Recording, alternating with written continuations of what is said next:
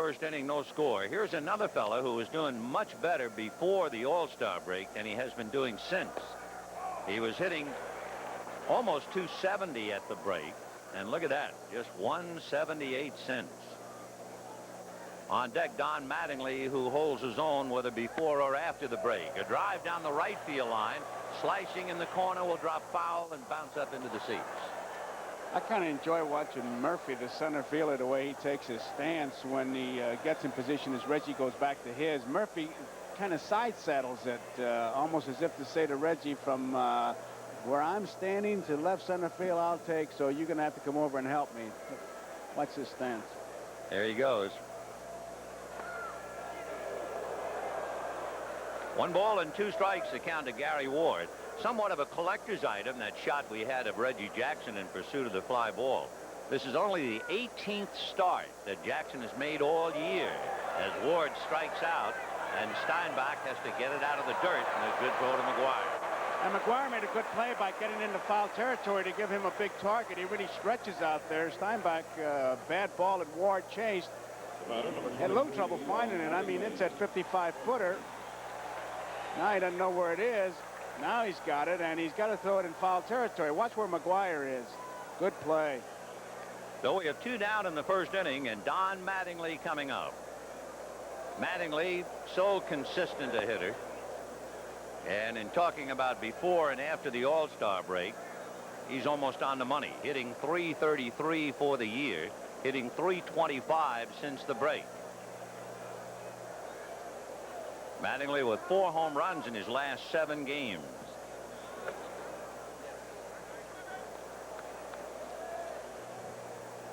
So the Yankees begin the day 3 games out, with Detroit and Toronto separated by 2 percentage points. Oakland 3 games back of Minnesota. In there, 1-1. Talking about Minnesota, Wade Boggs has just hit a home run to put the Red Sox out in front 6-5. And of course, Minnesota, a very bad team on the road. Fly ball slicing foul down the left field line out of play. Minnesota's road record, they have only won 24 games and lost 40. They're 16 games under 500 on the road. But when they go home, Minnesota is 24 games above 500. And what should be kept in mind, a very good home team will play 18 of the last 30 games at home. So that's a bad sign for Oakland. 2-2 the count to Don Mattingly. The Yankees were in first place all alone from the 29th of June to the 6th of August. In fact, they had a 5-game lead on the 4th of July. But then they had this long, arduous road schedule, and they paid the price. Line to left field, but Canseco is there. So Nelson puts him away. 1-2-3. Washington, Ward, and Mattingly. And at the end of half an inning, Yankees nothing. A's coming up. Steve Trout on the mound for the Yankees, and let's put it this way. The crowd was watching his first couple of warm-up pitches, and his first couple of warm-up pitches went all the way to the backstop, and that, like an exclamation point, explained to just what's going on with Steve Trout. He has made 6 wild pitches in his last 3 2/3 innings. It's his 7th appearance and 5th as a starter. His first 4 shots with the Yankees as a starter, and the last 2 in relief. And his last 2 in relief have been a nightmare for him. He faced 2 batters, giving up a walk and a single, and 2 wild pitches. And before that, faced 2 batters, walked both of them, throwing a wild pitch. So it'll be interesting as he faces Tony Bernazard, Steve Henderson, and Jose Canseco, how he'll go here in the very first inning. He's a big fella, 6'4", 190 pounds, 30-year-old. And you might remember his dad, Paul Dizzy Trout, who pitched for Detroit in the 1945 World Series.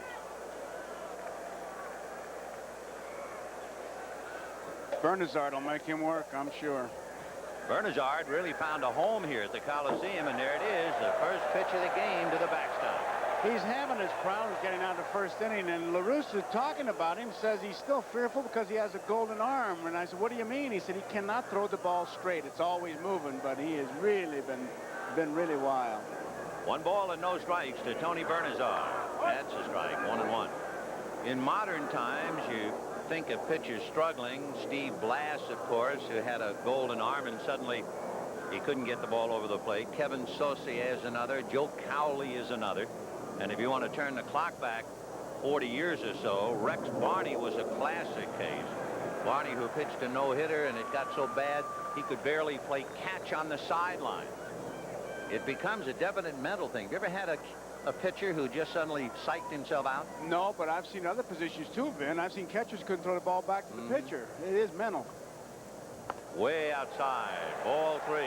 On that shot, you can see he's just releasing that thing way out of where he should be releasing it. It's way high outside, not even close. And Cerrone's catcher is just giving the target right down the middle. Bernazard came over from Cleveland, and he's been hitting .370 here at the Coliseum. And he's aboard. So the leadoff man walks. But you can take a look at his motion to see if you can spot it, but even a good pitching coach like Mark Connor is going to have trouble. His eyes appear to be riveted right on the strike zone. His release point has just been all over the place, and there's watch his arm. If it's the one that's way high outside, I mean, he's been bent into it. That's the last pitch that he threw. He kind of came over that one. I mean, they've been studying him, and Mark Connor has really been doing a job on him. But hey, once he's got the ball, it's him. Here's Steve Henderson, a pretty hot hitter. He takes a strike. Henderson hitting almost .400 against left-hand pitchers. And he'll be followed by Jose Canseco and Mark McGwire. Bottom of the first inning, no score. Oakland beat the Yankees last night. And, of course, Detroit lost a doubleheader. Toronto lost. Minnesota lost. So Oakland 3 games back of Minnesota, and the Yankees 3 back of both Detroit and Toronto. Did you catch Bernazard flashing his eyes over his first base coach? He's looking for a sign, looking at third base, but when he got on, he took a quick check with his first base coach, too. We told you Minnesota was losing at Boston. Detroit will play at Cleveland today.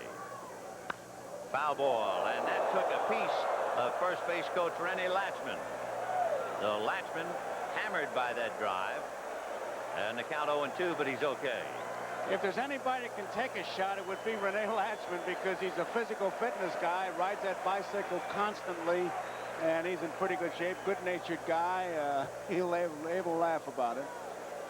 Detroit in the second inning leading Cleveland 4-0. Detroit, of course, upended in a doubleheader last night by the Indians. Ball 1, 1-2. Interesting, too, here at Oakland, they point to the fact that in the last 2 weeks of the season, they'll be playing the Cleveland Indians and the Chicago White Sox. But there's a warning attached to that. That's a strike. So Steve Henderson caught looking. Down he goes. From the middle of July through the middle of August, Cleveland and Chicago are just 1 game under .500 against 2 contenders, Toronto and New York. Looked like Henderson was just completely fooled right over the plate. So Henderson caught looking at the breaking ball, and Jose Canseco at the plate. Bernazard holding at first. Bernazard, by the way, has stolen 10 out of 17. Canseco is cutting down on his strikeouts. That has made him a much better hitter. Strike. On this date a year ago, he had struck out 28 more times than he has on this date today. He has improved his average, as you can see, by 37 points. 1-1. One of the big factors in improving that average was Mark McGwire. McGwire comes here, the press goes to him, and Canseco has just been coming out to the ballpark doing the job. In fact, it was odd. I asked Canseco what's the most often asked question. They say, what do you think of Mark McGwire? I said, Mark McGwire, what's your most often asked question? He say, what do you think of Canseco? Yeah. Interesting, their hitting styles, too. Canseco has very much of an open stance. And when you see McGwire, you'll see him almost pigeon-toed, turning his left foot in. There's Mark McGwire on deck. So the 2 big guys in the attack are back-to-back. Steve Trout trying to hold Bernazard at first. 1 out. There you can see that style of Canseco. Breaking ball banged into left field. Base hit. Ward over to get it. Holding second is Tony Bernazard, and that will bring up Mark McGwire.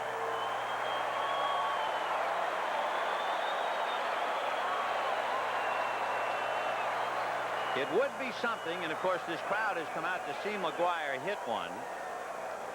Matthew Rulo, no chance to handle a base hit. Mark McGwire has 39 home runs to establish the rookie mark. He passed Wally Berger and Frank Robinson. He passed Al Rosen in the American League. Today, on this date, August the 22nd, 60 years ago today, Babe Ruth hit his 40th on his way to hitting 60. Ball one. And that would really be a touch if McGwire winds up lighting one up tonight. It was on this date 26 years ago. Roger Maris, believe it or not, hit his 50th home run. Only player ever to hit 50 before September. 2 on, 1 out, first inning. Ground ball into hole, through into left field for a base hit. Bernazard is coming to the plate. Ward's throw is cut off, and now Bernazard goes back to the bag. He stumbled as he rounded third base. Jim Lefevre had him coming all the way, but Bernazard, it really wasn't in full stride rounding third. He got about quarter of the way down. Now watch him as he rounds third base. Right here, he kind of missteps there, and then he loses stride, and he knows he's in deep trouble, so he's got to make that U-turn. So the bases are loaded for Carney Lansford. And with 1 out, McGwire at first, Canseco at second, Bernazard at third. Carney Lansford, 8 RBIs in his last 11 games, and hitting about .290 at home this year. He took 100 tossed balls to hit before the game, and it's a drill, and he's looking for a pitch low and outside if you go by what he did before the game. Yankee infield in double play depth, and that's ball one. So exactly what Steve Trout did not leave. A very, very wobbly first inning. A walk, then with 1 out, singles by Canseco and McGwire to load the bases. Fastball and a chopper to short. Velarde down to second to Meacham. Back to Mattingly. Too late. The run is over, and Piniella is going to be all over Coble.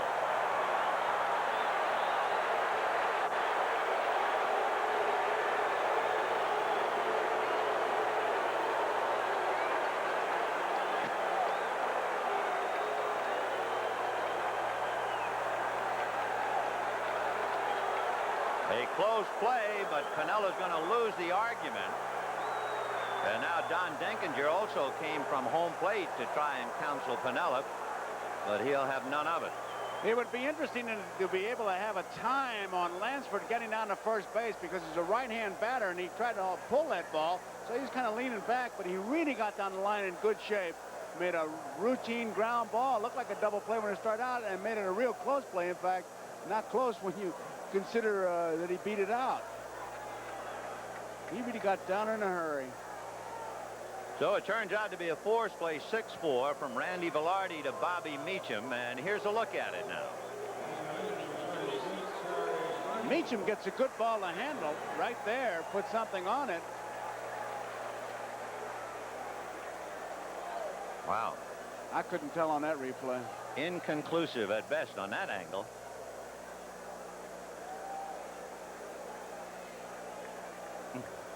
You understand how tough it is to be the umpire when you take 2 shots and you're still not sure. Yeah.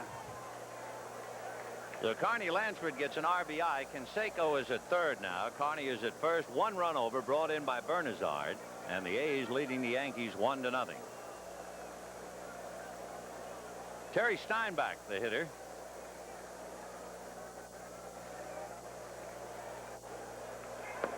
Breaking ball strike, 0-1. Another hot hitter. Steinbach, in his last 95 at-bats, has been hitting over .315 and knocking in some runs. Ground ball, and that's to Velarde. Randy backs up and then makes the play to Meacham. So 1 run on 2 hits, a walk, and 2 left. And at the end of an inning, the A's won and the Yankees nothing. Well, we can understand Lou Piniella's point, talking about no more than 3 out coming into September, because they do finish up 24 of their last 36 at home, and they have a great home record. It has been a very tough time on the road for Piniella and the Yankees. They went from first to third place when they had that really bad trip and lost 8 out of 10. On this current trip of 8 games, they're 2-2. So you can see his point. They've got to stay above water while on the road. Strike to Mike Pagliarulo, and we're underway in the second inning. 1-0 in favor of the A's. Pags with a home run and 2 RBIs against Oakland this year, and he's hit .350 against them. Fouled away. Oddly enough, Pagliarulo has had only 5 at-bats this year against Nelson, and he's hit his only 2 triples of the year against the right-hander.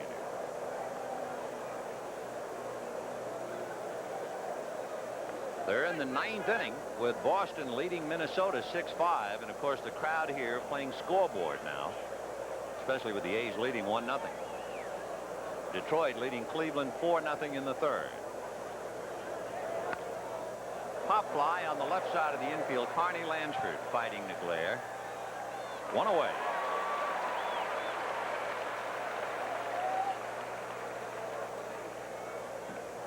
You see what happened to the Yankees with their 3-game lead, and so many of those games have been on the road because they hit that stretch 18 of 21 games on the road, and they paid that price. It's been a 6-game swing for them.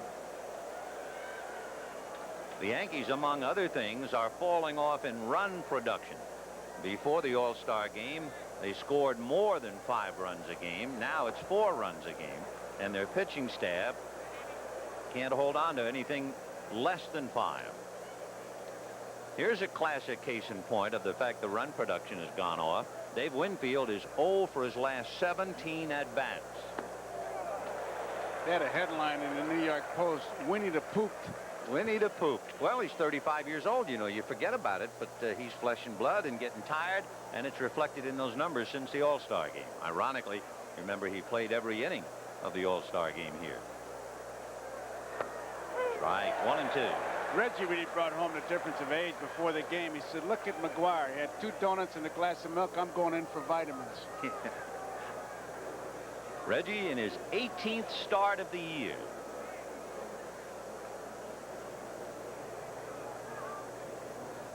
One ball and 2 strikes.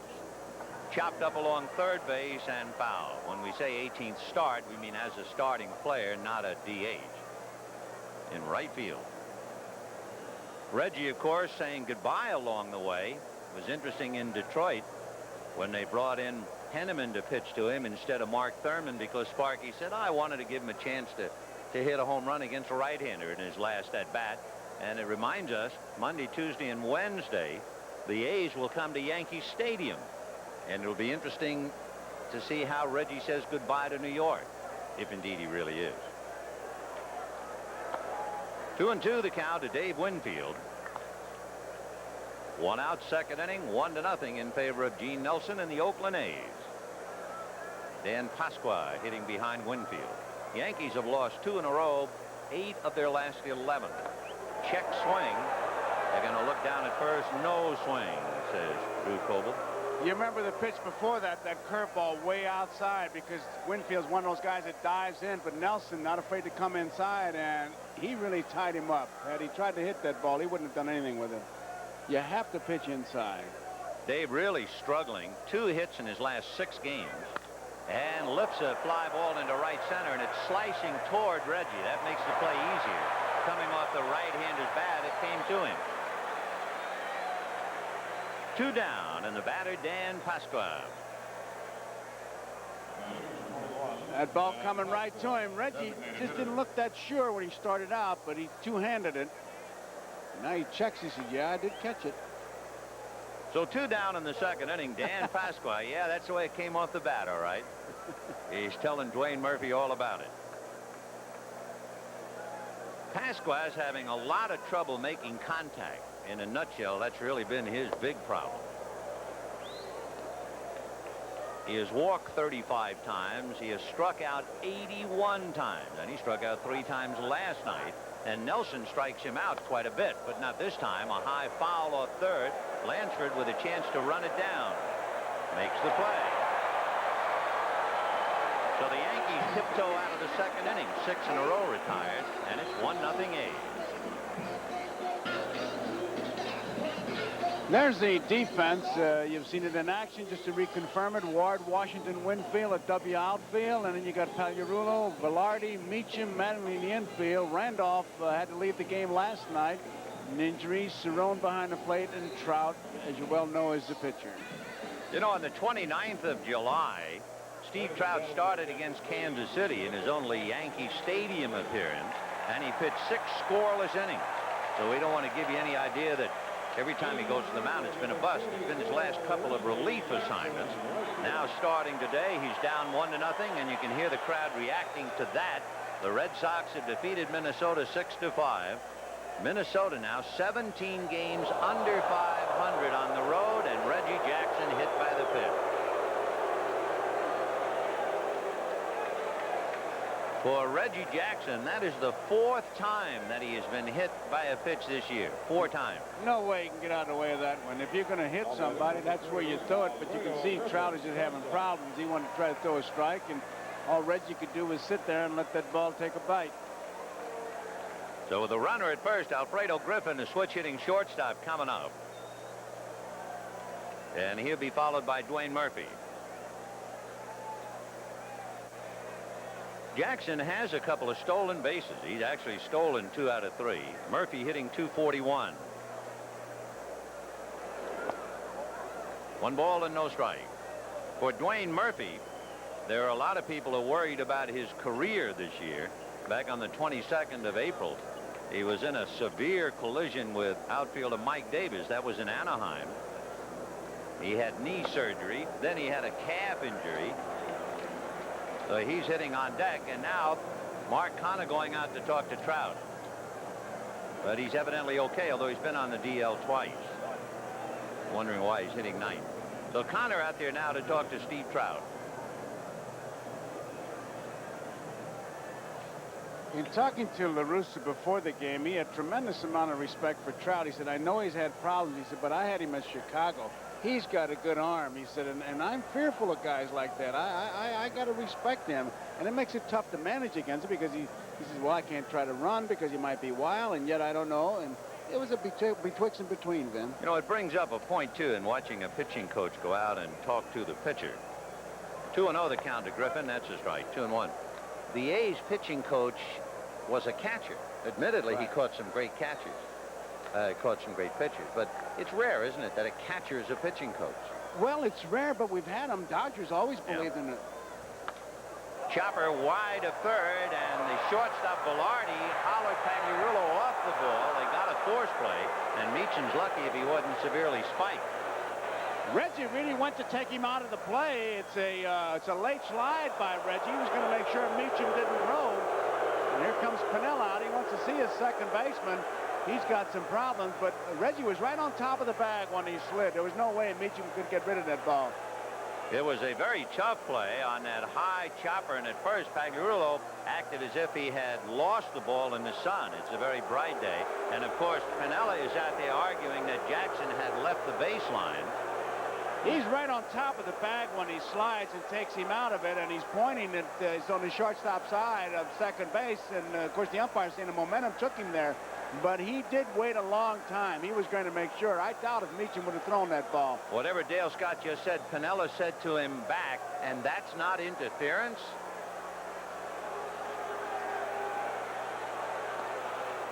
It was a very late slide by Reggie. So Pinella's not playing, but he's already 0 for 2. So on a force play at second base. Here's the play. Watch how close Reggie is to the bag. There's where he begins to slide. He's inside the bag. He's all right as long as he can touch the bag, but he really got over on the shortstop side. Meacham didn't appreciate it at all. Now, you can see how far, watch how close Reggie is before he begins to slide. He's across that bag. Well, he could have called it either way. Piniella had a legitimate beef, no question about it. Griffin at first, and here's Dwayne Murphy now, and almost a wild throw to first. We're in the second inning, 1-0 A's. The Red Sox beat Minnesota 6-5, so the A's could get to within 2.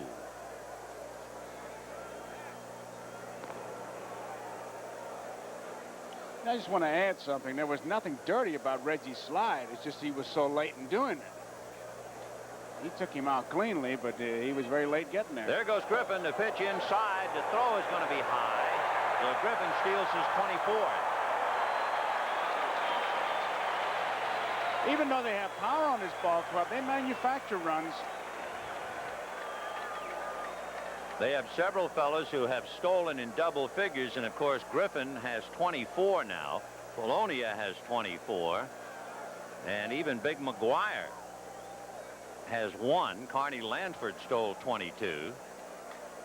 Canseco has 12. Davis has 13, so they can run as well as hit the ball out of sight. 1-0 to Murphy. Russo said they've only been caught 40 times. I haven't had a chance to look at it. 46. Pretty close. 1 ball and no strikes, the count to Dwayne Murphy. With Griffin at second, 1 out. 2 balls and no strikes. Trying to put a little heat on Steve Trout. And of course it would be good if you're the opposition to plan to run on him, because he has enough to worry about throwing strikes. He's made 26 pitches. He's only a little bit in the red. 2 more balls and strikes. Oh, Murphy was really letting out on that. 2-1. He has 2 home runs, 19 runs batted in. He's hitting less than 100 against left-hand pitching. He's a 300 hitter if he didn't have to look at lefties. 2-1 to Dwayne Murphy. That breaking ball down and away, and he was trying to pull it. I don't think he even saw that, because he flew open trying to pull. He backed off as soon as Trout came a little bit sidearm to him. So when you give on a ball down and away, he's groping for the ball. You can see the tremendous fall off in power. 2-2. And Griffin to third. The pitch is strike 3. He is out at third.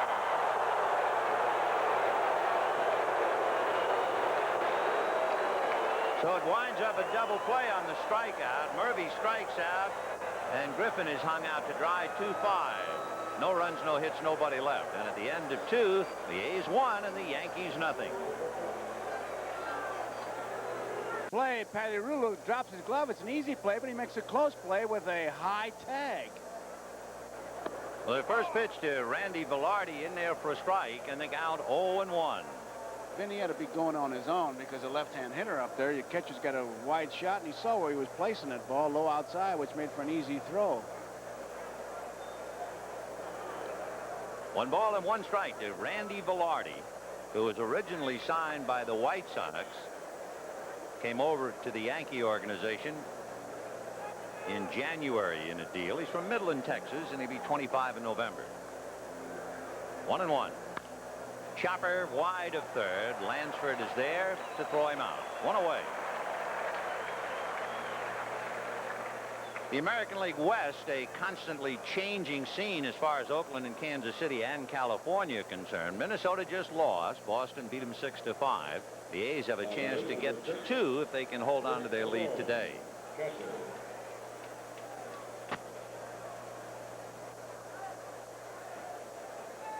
Detroit making Cleveland pay for the doubleheader sweep last night. They're leading the Indians 5-0 in the 3rd inning.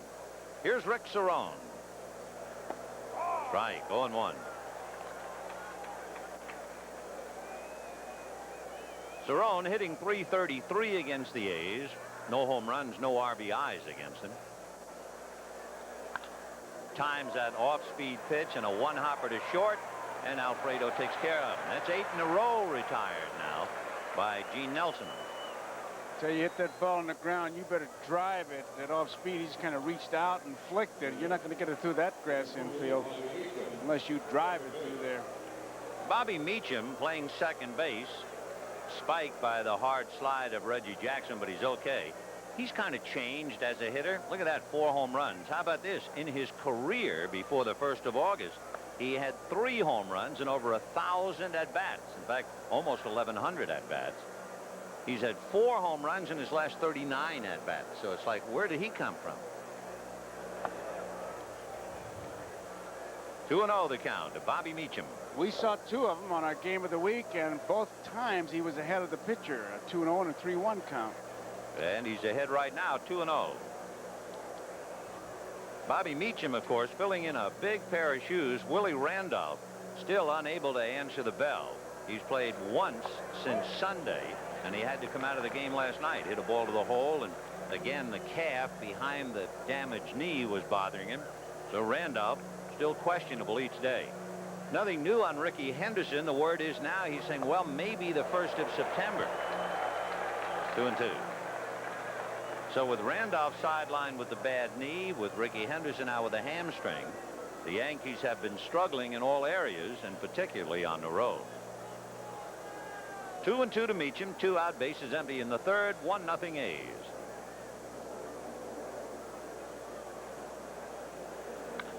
And he pokes one down the right field line. Reggie in a hurry dives, and it gets away from him, and he doesn't know where it is. So Meacham can keep on going, and he'll take the extra base and wind up with a triple. So Bobby Meacham gets the first hit off Nelson, despite the diving effort of Reggie Jackson in right field. He just poked that ball. Reggie gets a slow jump, dives, can't come close to it, and once you're down, he just doesn't know where the ball is. You can see him looking for it, and that meant an extra base for Meacham. So Reggie Jackson making a rare start. He's 41 years old, and I'll bet you he felt every year of it on that play. Oh, that makes your bones rattle. So the tying run 90 feet away, and Claudell Washington trying to pick up Bobby Meacham. 0-1. Washington trying to get his stroke back, and now 1-0 A's. Claudell flied to left field and pretty deep in the first inning. Strike. 1-1. They give him right center field. Pitching him outside, stacking that defense towards the left field line. There you see it. Look where Murphy is playing. There's a lot of room in right center field. 1 ball, 1 strike. On the fists and hit foul off third out of play. So he really jammed him. We'd like to remind our viewers we'll be selecting the NBC Miller Lite Player of the Game at the conclusion of the ball game.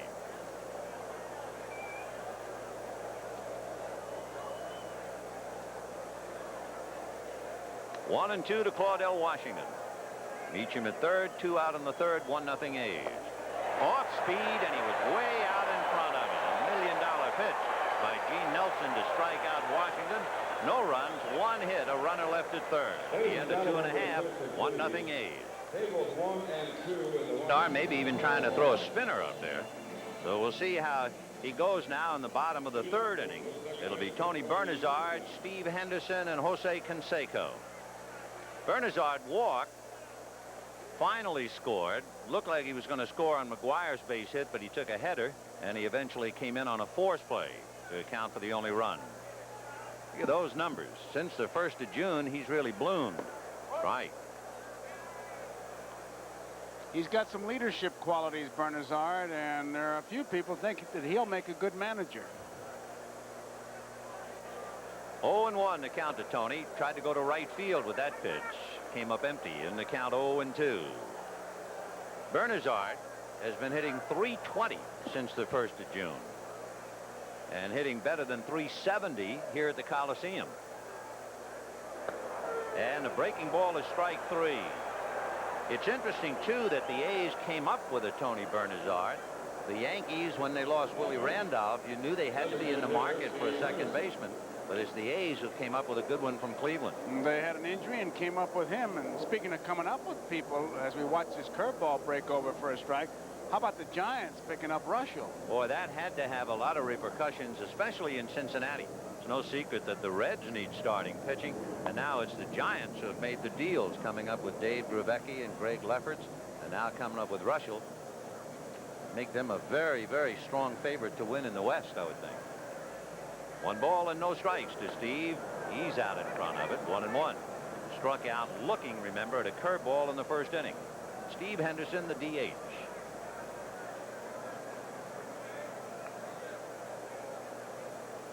On deck, Jose Canseco.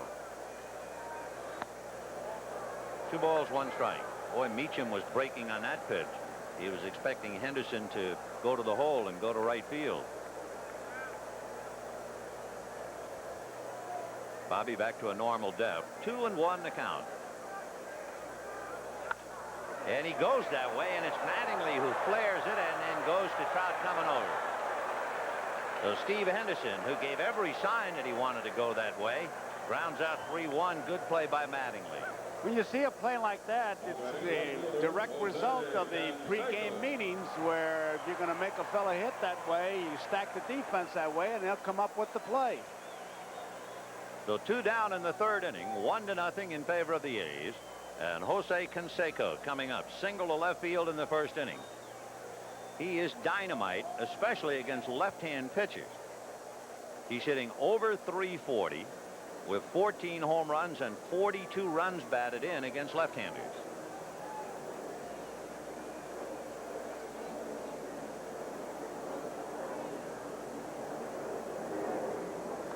Way out in front of it, 0-1. He's a big fella, 6'3" and 230, so you expect him to swing hard. They were talking about that ball he hit last night. He hit the 4 and a 400 sign in dead center field, and Claudel Washington hardly had time to turn around. They were calling it a laser shot.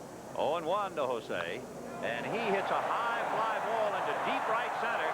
Back goes Washington, back goes Winfield. It's off the wall, bouncing back with Washington in pursuit, and Canseco on his way with a 375-foot triple.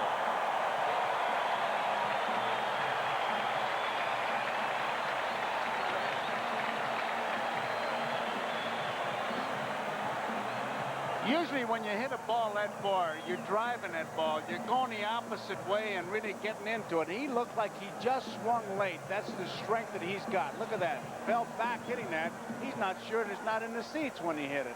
A monstrous shot. Winfield tried to leap in the air and make an over-the-shoulder catch, but he couldn't get it. Washington came over, but it was Winfield who's going to make the effort, and he couldn't get it. So Mark McGwire now trying to pick up Canseco. Breaking ball hit into left field, and it is 2-0 A's.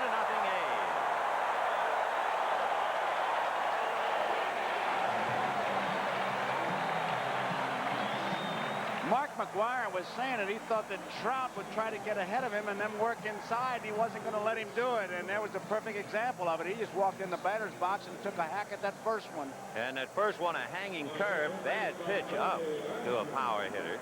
So there was no chance to work on him at all with 2 out, remember. And now you got Carney Lansford, who hit into a force play in the 1st inning. That was the ball that produced the run when Piniella thought it was a double play. And a bunt by Carney foul, 0-1. Not a bad play, because I tell you, he had Pagliarulo back, and it's a perfect setting as far as being able to bunt. Grass is high, not tilted either way, the lines, and if he gets it into that grass area, he's got himself a base hit. Carney Lansford was the regular 3rd baseman for the California Angels in 1978. He was only 21 years old. You might remember he won the batting crown in 1981, and he hit 300 or better for 4 straight years. He had great years with the Red Sox, and then he had an ankle injury in the middle of 1982. And the Red Sox, in desperation, called up a kid whose name is Wade Boggs. Lansford was then traded for Tony Armas. Big chopper backing up is Pagliarulo. He couldn't make a play on that one. And again, the sun is bothering the 3rd baseman. Although I don't think he could have made the play even had he seen it properly. Remember, before the game, we talked about how hard it is in front of home plate. I tell you, ball players do check it. The good ones do. It is what that does, because Pagliarulo had no chance. He had to fight the sun, but it was over his head. And if it hits in front of the plate, forget it. You're going to get that big kangaroo hop. So Pagliarulo, who lost 1 ground ball, and Velarde made the 4s, didn't have a chance, but the sun again was in his eyes. And the batter is Terry Steinbach, who hit into a force play in the 1st inning. So with 2 out, Canseco tripled, McGwire singled in the run, and Lansford gets a base hit, a chopper into left. And that's at first one he's thrown this inning, Vin, where he kind of squibbed it out like he did in the 1st inning. He's been around the plate with pretty good stuff, Trout has. Steinbach has endeared himself to the fans here by hitting very well with men on base. He's hitting close to 330 with men on base and over 300 with runners in scoring position. It's a good way to be a favorite. Easy. 2 runs, 5 hits for the A's. The Yankees, no runs, 1 hit.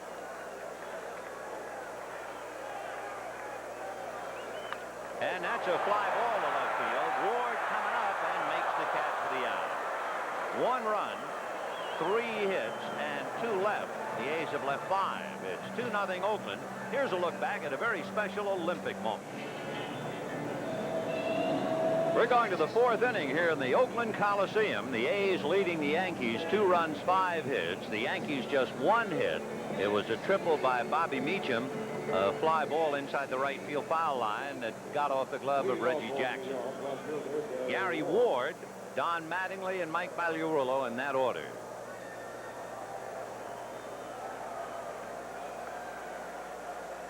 Ward struggling with the bat and struck out in the 1st inning. So Gary 0 for 1.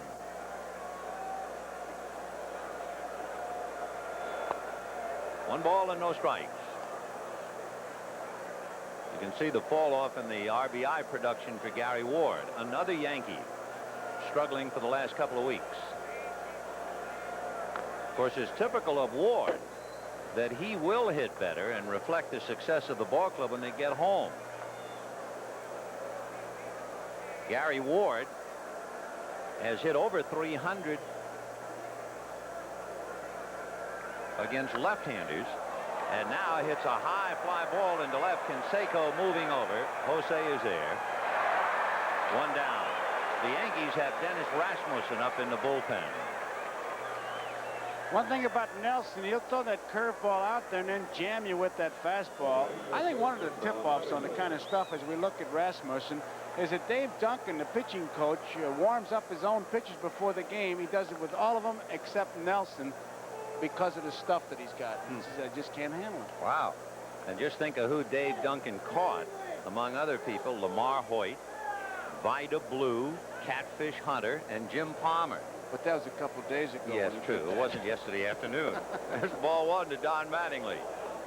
Mattingly flied to left in the 1st inning. 1-0 to Don.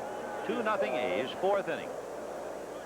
Everything with Mattingly is just calculated. Watch him pitch and toe his right foot, and then as he gets that bat going, he'll try to time that pitcher and have it forward and draw it back just as he releases that ball. And he lifts another one to left field. Canseco shy of the track. So he's been a little busy. He's had 4 putouts in 3 2/3 innings, and the batter will be Mike Pagliarulo. So twice Mattingly goes the other way. Look at that head right there. Ball is outside, wasn't going to try to pull it. Tried to hit a line drive. When he goes to the opposite field, tries to hit down on it. He said, if I get that ball up, it's an out, and he's done it twice today. There's Pagliarulo. Off speed, ball 1. 0 for 1. Mike hitting .246.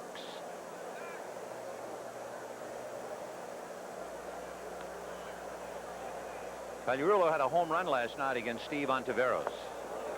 1-1. But he also struck out 3 times last night. Thursday, he had 2 home runs against Mike Campbell. 7th time in his career he's done that.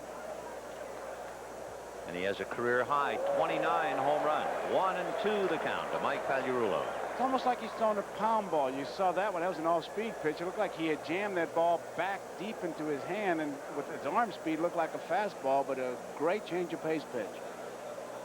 1-2 to Pagliarulo, one of the few Yankees doing better after the All-Star break, and he hits one to Canseco. This will be the 5th putout for the big left fielder. So the Yankees go quietly in the 4th. Canseco handles them all, and at the end of 3 1/2, A's 2, Yankees nothing. There's a capsule comment on Steve Trout. The top numbers in relief, bad time, and then he has settled down pretty well today, throwing some strikes. And he'll pitch to Reggie Jackson, Alfredo Griffin, and then Dwayne Murphy. 2-0 A's, bottom of the 4th inning. Reggie hit by a pitch in the 2nd inning. Breaking ball missed, ball 1, 1-0. A home run and 3 RBIs. Hitting over .270 in his last equivalent of 4 or 5 games. Ground ball back at first to Mattingly. He'll do it himself. The Jackson rolls to first, 1 down. Alfredo Griffin will be coming up. Griffin hit into a force play in the 2nd inning and was thrown out trying to steal 3rd. Griffin had a home run opening night way back on the 7th of April. Did not hit another home run until the last 3 games where he's hit 2. Hitting .272 for the year.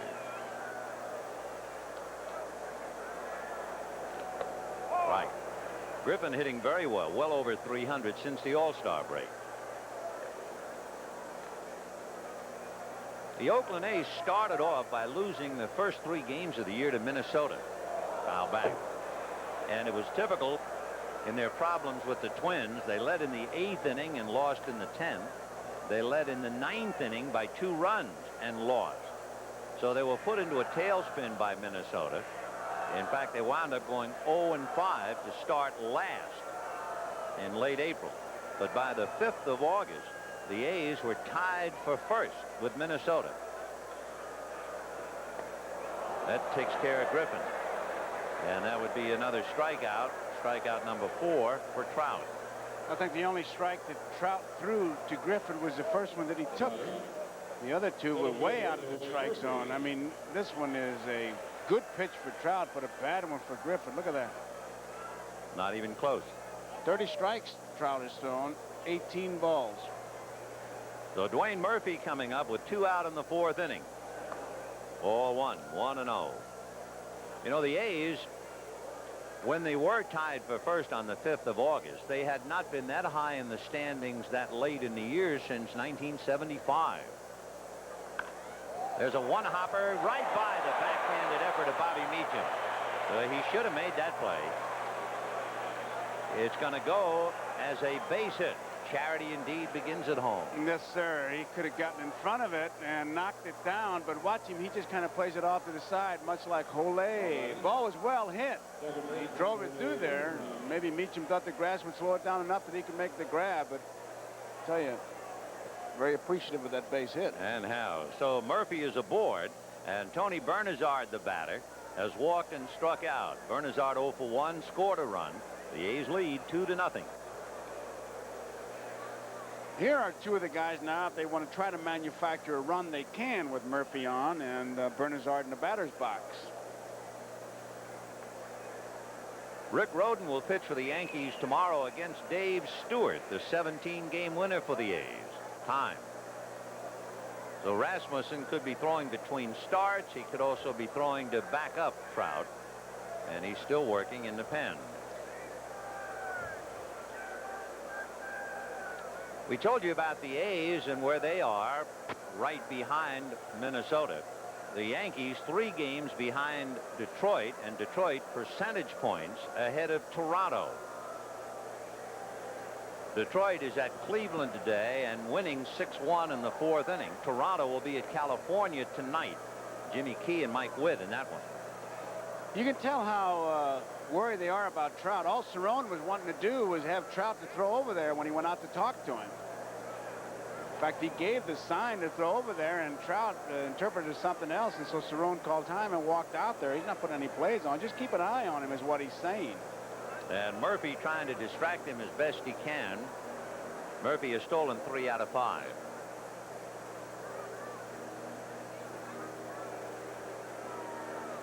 Bernazard waiting. Ball 1, 1-0. I don't have any radar gun, but sitting up here, it doesn't look like Trout's throwing very hard at all. No, he's not throwing hard at all. You know, you hear about a wild left-hander, you figure it's Smoke City. Everything is on the screen in the dirt, but if he's wild, it's not because he's throwing hard wild. He's very polite wild, and Murphy wants to run. It's 2-0 A's. We're in the bottom of the 4th. The A's 2 runs, 6 hits. And the Yankees no runs, 1 hit. And you can see Detroit leading 6-2 in the 4th inning. To repeat, Boston defeated Minnesota 6-5. Over in the National League, Houston leading Chicago 1-0 in the 2nd. The Giants play Montreal tonight. St. Louis at Cincinnati tonight. And the Mets are at home with San Diego tonight.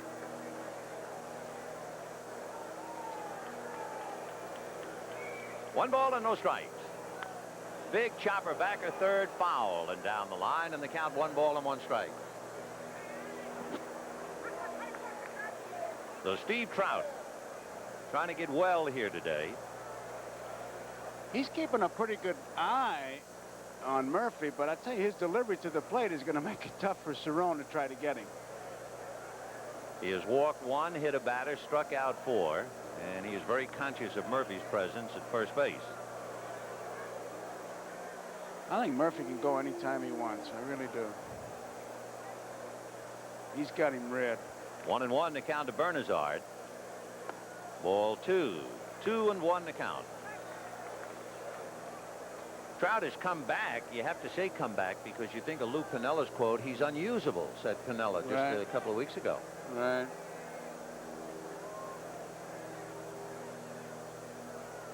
Two and 1 to count to Bernazard. On deck Steve Henderson. 2 out.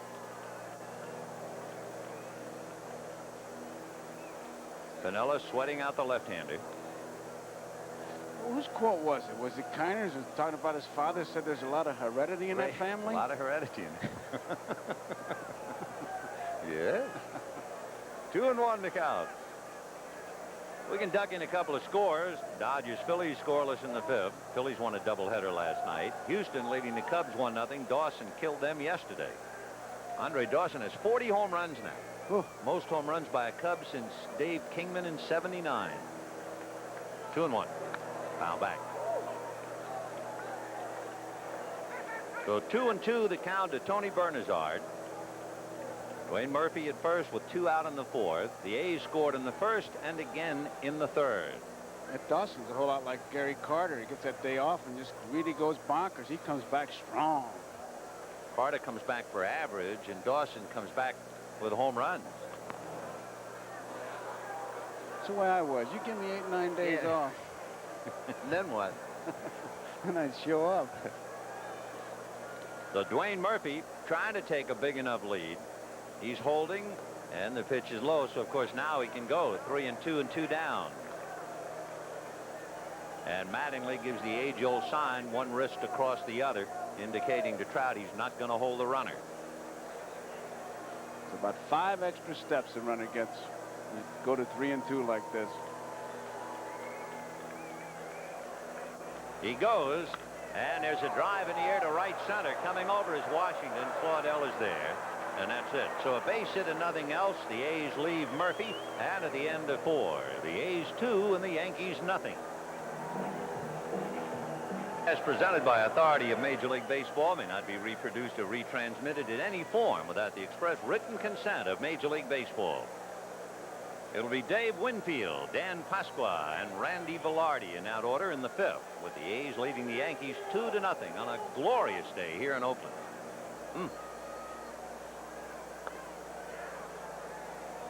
Nelson has been very tough. He allowed 1 hit, a fly ball triple by Bobby Meacham. He has 10 scoreless innings in his last 2 appearances. That's hit foul off to the right and well out of play back into the crowd. For the A's, they're averaging a little more than 20,000 a game, almost 21,000. They will go over the 1.3 million market today. The one really bad year they had here at Oakland was 1979. The 79 A's finished 7th and drew only 300,000 people. That's not enough to warm the Coliseum. They're back on the beam again. There's a base hit into left field. So Winfield opens up the 5th with a single to left, and that'll bring up Dan Pasqua. You know, I asked about Gene Nelson that what will he do out there that'll bring La Russa or Duncan up out of the bench. He said if his delivery starts to fall apart, they've got him cataloged, they know exactly what his mechanics are, and they'll spot something and boom, that'll be it. So they didn't talk about him being high or low or this or that. They said when his delivery starts to fall apart. There's always a theory when you have a team like Oakland where they're a little thin in starting. Ball 1 to Pasqua. You look at your staff, you say, okay, I'll take my 3 best men and they start each day. And then on the 4th and 5th day, I take my bullpen, and each guy works a couple of innings. And they might wind up doing that here. Well, he talked about Nelson and Ontiveros being out the bullpen, but hey, they're quality starting pitchers. In fact, the expression used was, hey, you look at the other guys, the 4th and 5th starters, this guy's not exactly a day at the beach, and he isn't. No, that's right. But it is interesting with a very, well, let's say questionable starting staff. If the A's win today, they're 2 games out of first place. Foul back. If they get that far, however, and it is a good cautioning word, the fact that Minnesota plays so poorly on the road. I mean, there's a first-place team, and they're 17 games under 500 on the road. That's shocking. It is. And then when they go home, well, it's really Jekyll and Hyde. Missed that corner. 1 ball, 1 strike. Minnesota will play 18 of their last 30 games at home. So Minnesota wants to get off the road and heal, and it's the same story for the Yankees.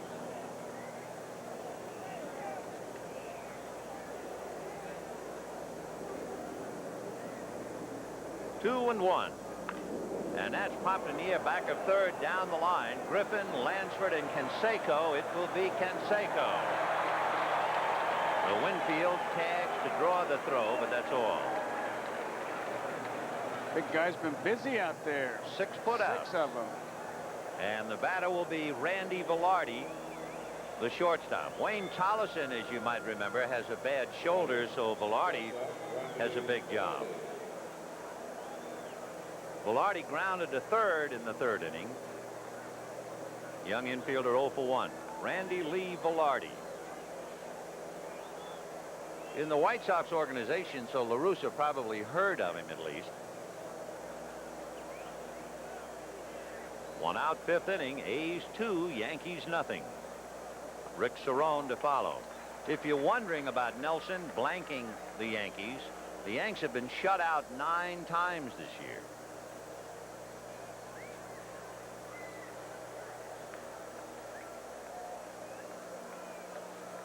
Oh and 1.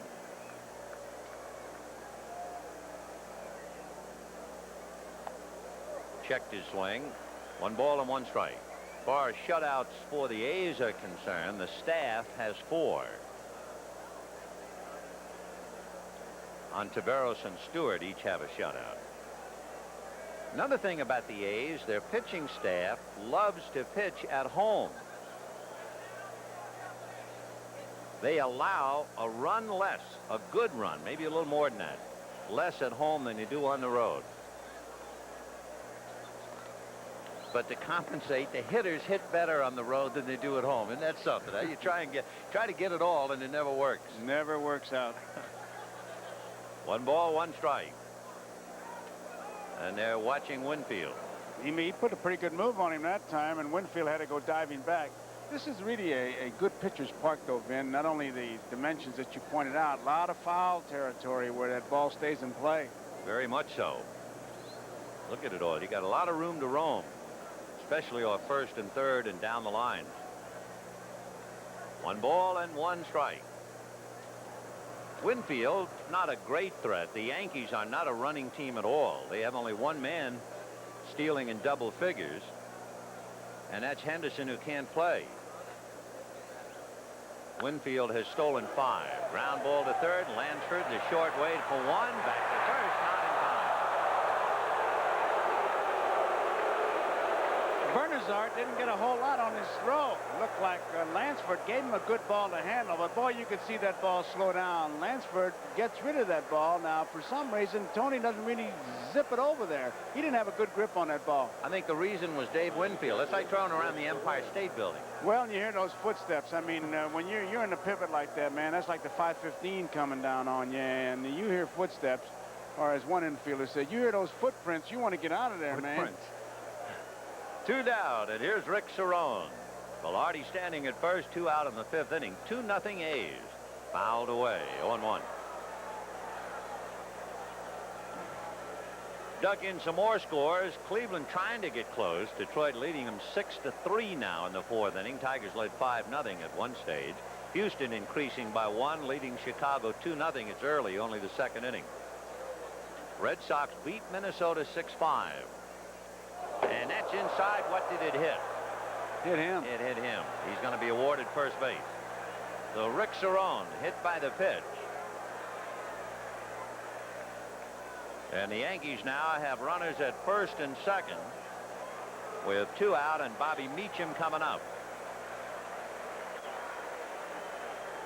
Nelson, as we say, he moves you back. Now that ball just moves. You can see he started high and tight, and Cerrone tried to duck it, got him right on the hand.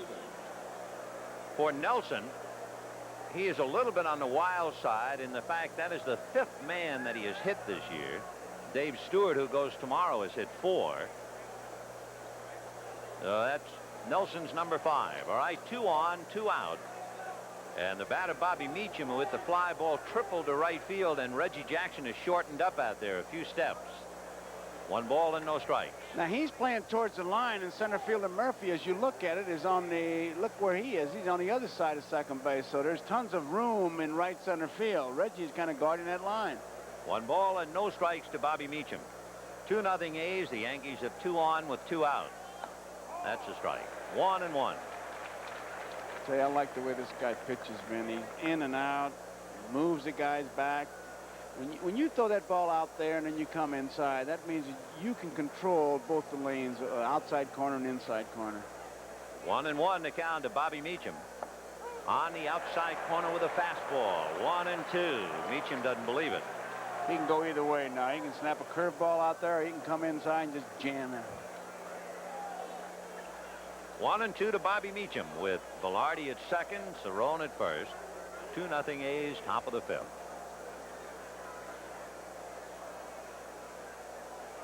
Shook him off. And got him swinging. So Nelson, who is not overpowering, picks up his 3rd strikeout. The Yankees get a base hit and leave 2, and at the end of 4 1/2, 2-0 A's. They also serve who only stand and wait, and that's about all Lou Piniella can do as Bobby Meacham strikes out, leaving 2. The Yankees blank thus far, and in the bottom of the 5th inning, the A's leading 2-0. Steve Trout's work so far.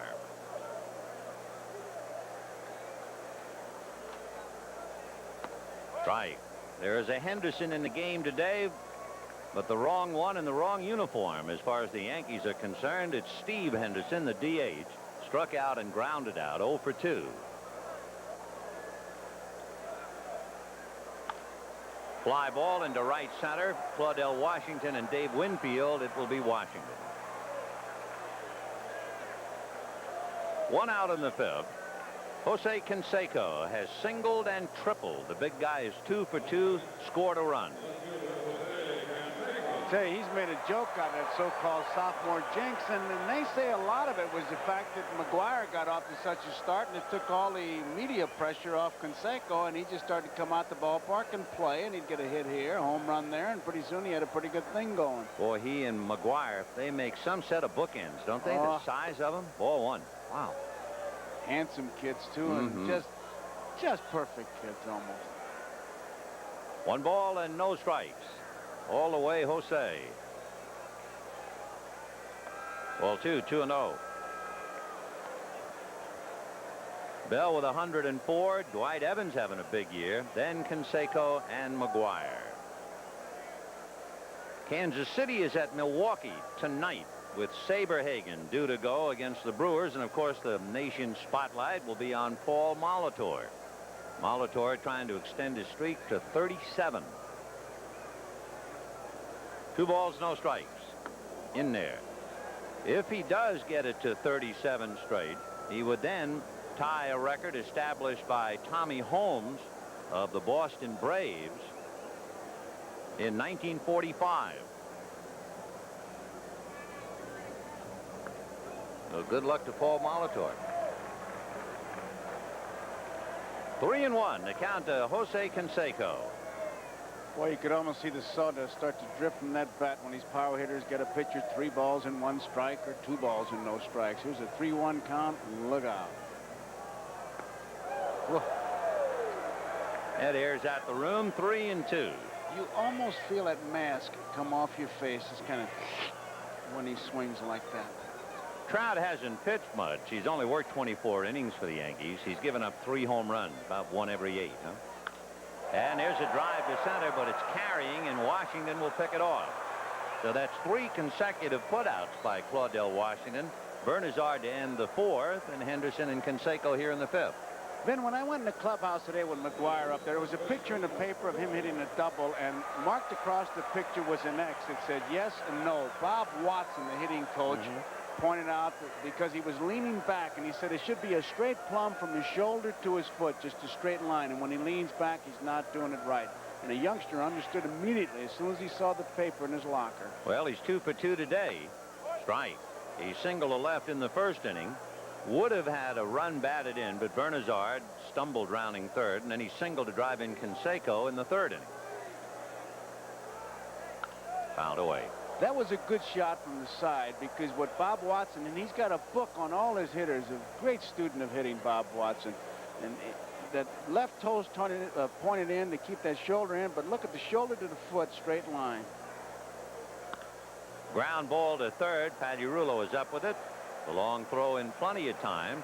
So Trout doing reasonably well, keeping the A's quiet at the end of 5, 2-0 Oakland. Right now, here's another edition of Characters of the Game. Tomorrow, Sports World brings you a memorable look back at one of horse racing's premier events. John Forsythe narrates highlights of the 86 Breeders' Cup, and that's coming your way tomorrow right here on NBC Sports World. Claudell Washington, Gary Ward, and Don Mattingly in the bunt attempt fouled away on 1. The Yankees trying to pick up and get moving. The Yankees have lost 3 out of 4 here in Oakland, but that shouldn't come as any surprise. The Yankees haven't had a winning record in Oakland since 1982, but they usually do well enough at home against the A's.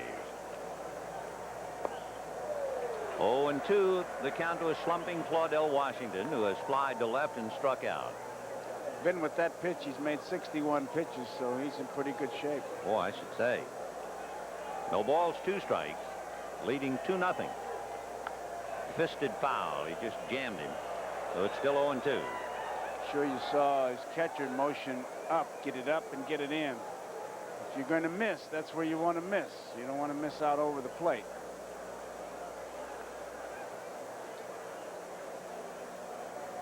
Gene Nelson trying to win his 6th. Off speed and a half swing foul. Washington trying to get on track. Tuesday made his first start since the 11th at Kansas City. He went 2 for 5, so they were encouraged, but he's still hitting in the 230s since the All-Star break. 0-2. And might have gone after a bad ball to strike out for the 2nd time. 4 strikeouts for Gene Nelson. Take a look at the location on that little beauty. Oh, it's really a bad ball. He gets it way in, way down, and way off the strike zone. I mean, it's not even close. He couldn't hit that with 2 or 3 bats. So Claudell pressing 0 for 3 today, strikes out twice. And Gary Ward, who would fall right into that same mold. He struck out and flied to left.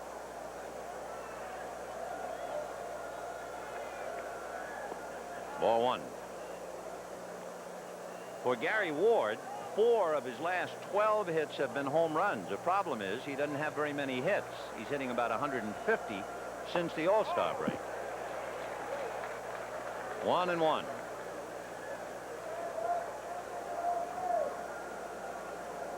It's 2-0 A's. Top of the 6th inning. 2-1 to count. The A's, Gene Nelson and Terry Steinbach. And the infield of McGuire, Bernazard, Griffin, and Lansford. Canseco, Murphy, and Jackson in the outfield. 2-1. Steinbach just like he was picking cherries that time. Hello. You put the glove down, and then you really get cool and say, oh, yeah, nothing to it. Terry digging that one out of the dirt like child's play. 3-1 to count to Gary Ward. High chopper over the mound. Griffin in a hurry in front of the bag will throw him out. One of the things that Nelson is doing, he's not afraid to throw that ball out of the strike zone when he's behind. I don't think it's that much by design, but his ball is sinking. I mean, he's keeping it low rather than him adjusting. He's making the hitters adjusting or not. That ball was not a strike. Ward chased him, hit a sinker. A lot of pressure on the Yankees, to the delight of the A's, of course. If Nelson turns in a solid job, and that's what he's doing right now, the Yankees then, having lost last night and struggled today, will get Dave Stewart, the 17-game winner, tomorrow. Rick Rhoden will go for New York. 0-2. And the A's, to repeat in case you just joined us, Boston defeated Minnesota 6-5. If the A's should win, they would be 2 games behind the Twins. Detroit leading Cleveland 6-4 in the 5th inning. That's away. 1-2.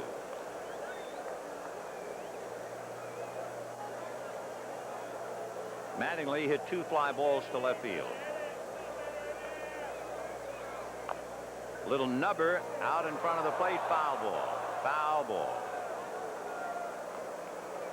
He wasn't sure of that at all, Mattingly. He just kind of reached for that one.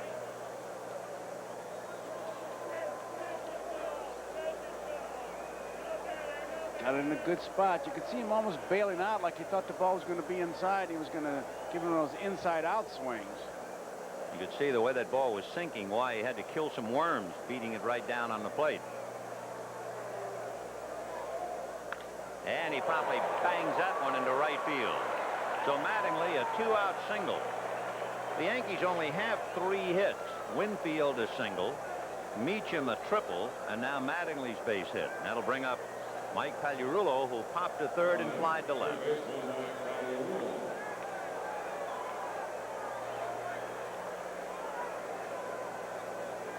Waited till the last minute and just snapped it. A classic example of waiting on the ball. Grammatically incorrect, but it certainly applies in baseball. Pagliarulo takes a little high, ball 1-0. Bags popped up, flied to left. Carries some lightning in that bat. 29 home runs, a career high.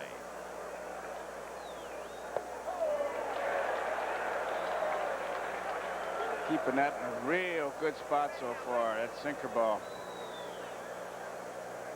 1-1 to count. Gene Nelson has allowed 7 home runs this year in 95 innings. Shot foul outside of first down the line into the Yankee bullpen, and the count 1-2. Pagliarulo's 29 home runs. That'd be the 3rd highest single season total ever by a Yankee third baseman. Greg Nettles had 37, and Greg Nettles had 32, and now Mike with 29. 1-2 the count. Breaking ball, little fly ball off third down the line. Larnford and Carney can't get it. I wonder if he was thinking about the bullpen. The mound is just to his left. And I'm sure after taking so many steps, he had to worry about where's the mound. I think he could feel it, Vin, as he got close there, and you could see him almost make sure that he went down. I mean, he didn't have to dive for that because it landed right next to him. He felt that. He definitely felt that mound. Yeah, it's always difficult when you have bullpens that really come into play, where they're actually on the field. That was Lansford's problem. So that gives Pagliarulo another shot. We'll see how important it is. High drive into dead center. Back goes Murphy, away back to the track. Makes it at the wall.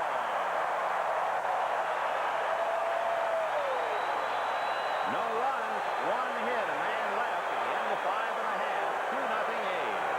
Steinbach and Nelson are talking about this pitch, and I'll tell you why. Now, he puts down fastball right here, shakes him off, and he comes back with the changeup, and that hasn't been his best pitch.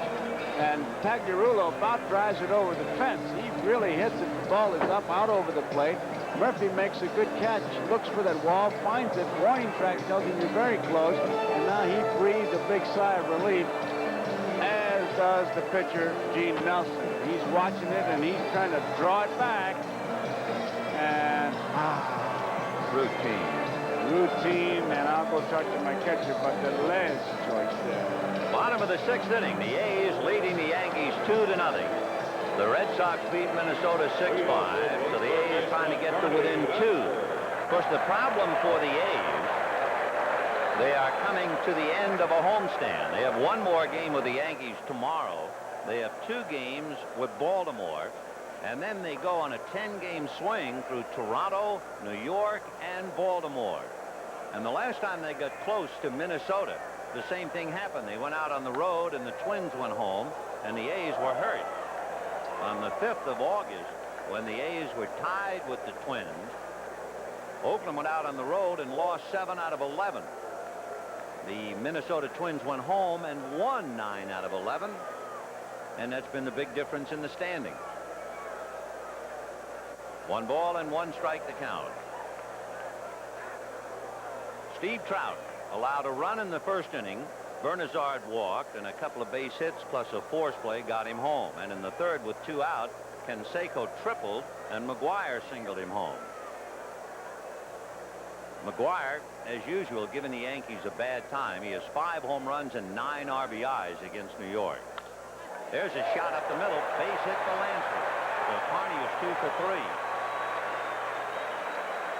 3. Hit number 7 for Oakland. And the batter will be Terry Steinbach, who hit into a force play and flied to left.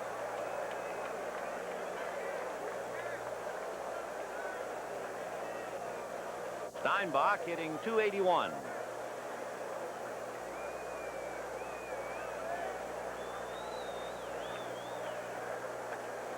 So with a runner at first, nobody out, Steinbach, then Reggie Jackson, and Alfredo Griffin. Carney, a good base runner. He gets a good lead, too. Those 22 stolen bases, a career high for him. And there he goes, and it's fouled away, so they put a hit and run play on. He has done, Lansford has, most of his running by the middle of June. He had 16 stolen bases by the middle of June. But in the next 2 months plus, he has only 6 stolen bases, so he hadn't been running a lot.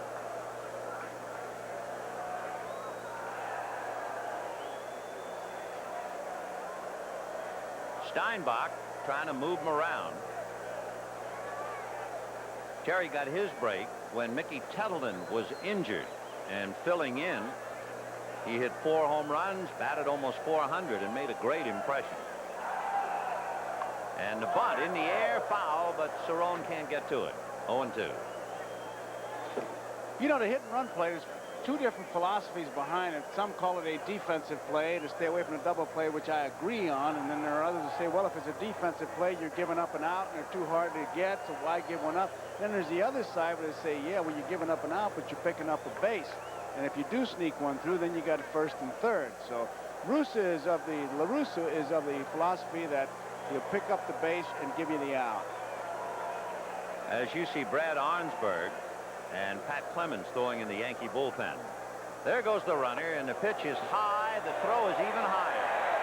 He picked a dead perfect pitch. It was a slow curveball, and all Cerrone could do was wait for it to get there, and Lansford makes it easily. He had no chance of getting.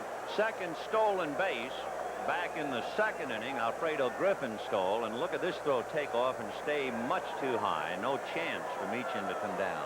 Even if it was down. I mean, his delivery to the plate is a slow one, and Lansford, now he's got to get the ground ball and pick up that big base here. 1-2 to Terry Steinbach. And he pulls it into left field, base hit. Charging the ball is Ward, and they will hold Lansford at 3rd. Nobody out. There's no reason to send him. They had him stopped right away because nobody out. You're not going to run into anything. And that was a high curveball that Steinbach hit. Lansford rounds 3rd base, picks up his coach, and Lefebvre's got him stopped right now. He had him stopped 2 steps from 3rd base, but that was really a high curveball. Crowd really getting on Lou Piniella now as Piniella comes out again. He was out to argue on a play at 1st base. He was out to argue about interference involving Reggie Jackson at 2nd base. And now coming out to the mound. Arnsberg and Clemens throwing back of Trout. You have Reggie Jackson, Alfredo Griffin, a switch hitter, and Dwayne Murphy left-handed. So 2 of the 3 hitters due up are left-handed, and we'll see whether that influences Piniella. He will leave Trout in. Two things hurt Trout that won't show up in that box score. That slow delivery, which allowed Lansford to take second base, the stolen base, and then that high curveball. He just goes to Steinbach, and now he's in deep trouble. 2 runs, 8 hits, no errors for the A's. No runs, 3 hits for the Yankees. And Reggie Jackson climbing in. Barney Lansford at third, Terry Steinbach at first. Jackson hit by a pitch and grounded out. Reggie 0 for 1. Missed with the breaking ball. 1-0. Alfredo Griffin, the switch hitter, on deck. Time.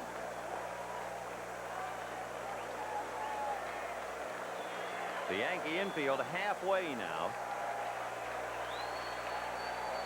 Half swing on a breaking ball for a strike. In the count, 1 ball, 1 strike.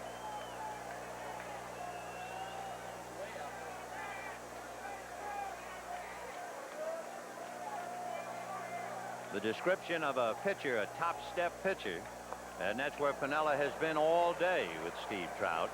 In fact, he's gone beyond the top step. He actually was out of the dugout. So Trout is either on thin ice or on the top step. Take your pick. 2-1 the count to Reggie Jackson.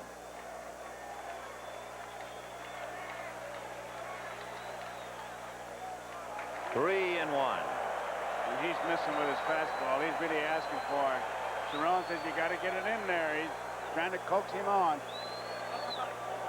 He would appear to be 1 pitch away from coming out. Piniella is pacing in front of the dugout. 3-1 the count with runners at first and third. And he walked in to load the bases with nobody out. That's got to be it. By the way, that's only his second walk, but he also hit a batter and allowed 8 hits, and Piniella brings a hook. Now you have Griffin, the switch hitter, then Dwayne Murphy, left-handed, and Tony Bernazard a switch. And the A's are going to send in a runner for Reggie Jackson with the bases loaded, nobody out, and leading 2-0. We'll be back. A downcast Steve Trout allowed 2 runs, 8 hits, walked 2, struck out 4, hit a batter, and he has handed Pat Clements a mess. The bases loaded and nobody out. Alfredo Griffin, the batter. Lansford, Steinbach, and Mike Davis running at first for Reggie Jackson. Fouled away with the fastball. Clements with a record of 2-2. He has 4 saves. The crowd booing over a scramble for the foul ball. So Clements, that old line that the comedians used, I wouldn't give this spot to a leopard. The base is loaded, nobody out. Clements last pitched on Tuesday.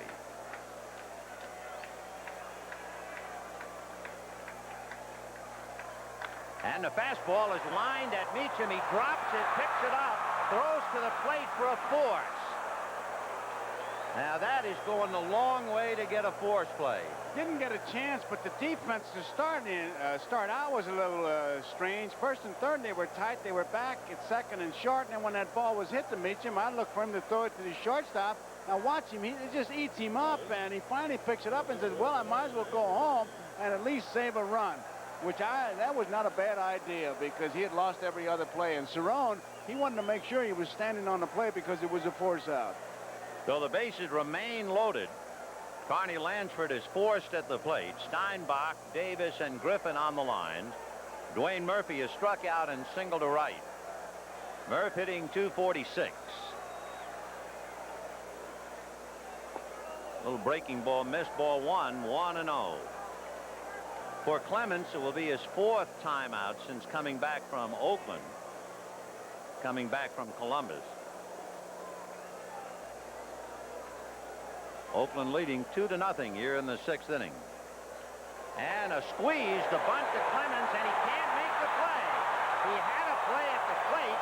He got the out at first, but he had a perfect play to Cerrone for the force and let it get away. ball was bunted right back to Clemens, and looked like he might have taken his eye off the ball. In fact, after he missed a play, he almost lost the play at first base because he was a bit disgusted with himself. Here's the play. It's right back at him. I mean, it's bunted hard. He's got it right here. He bobbles it. Now he almost loses the play right here. So it'll be a sacrifice to get the run in. Steinbach scoring. That run is charged to Trout. Now there are runners at second and third. And the foul ball off the bat of Tony Bernazard. 3-0 A's. Bottom of the sixth, 2 out, with Griffin at second and Mike Davis at third. You keep talking about the power of this Oakland ball club because of Canseco and McGuire, but there they are with a squeeze. They'll manufacture a run when they have to. Stolen base, hit behind the runner, hit run play, squeeze. Foul back, and actually rather poor defensive play by the Yankees, both Bobby Meacham and Pat Clemens. Clemens being left-handed, he couldn't have asked for a better bunt to handle. It was to his throwing side. But it's the old story. You can practice that all the time in Fort Lauderdale, but here you are in August in the heat of a pennant race. It's another play completely. 0-2 the count to Bernazard. It was walked, struck out, and flied to center. Davis and Griffin taking their leads. 3-0 A's. I think this game really shows the balance of this Oakland ball club, Vin. Yes.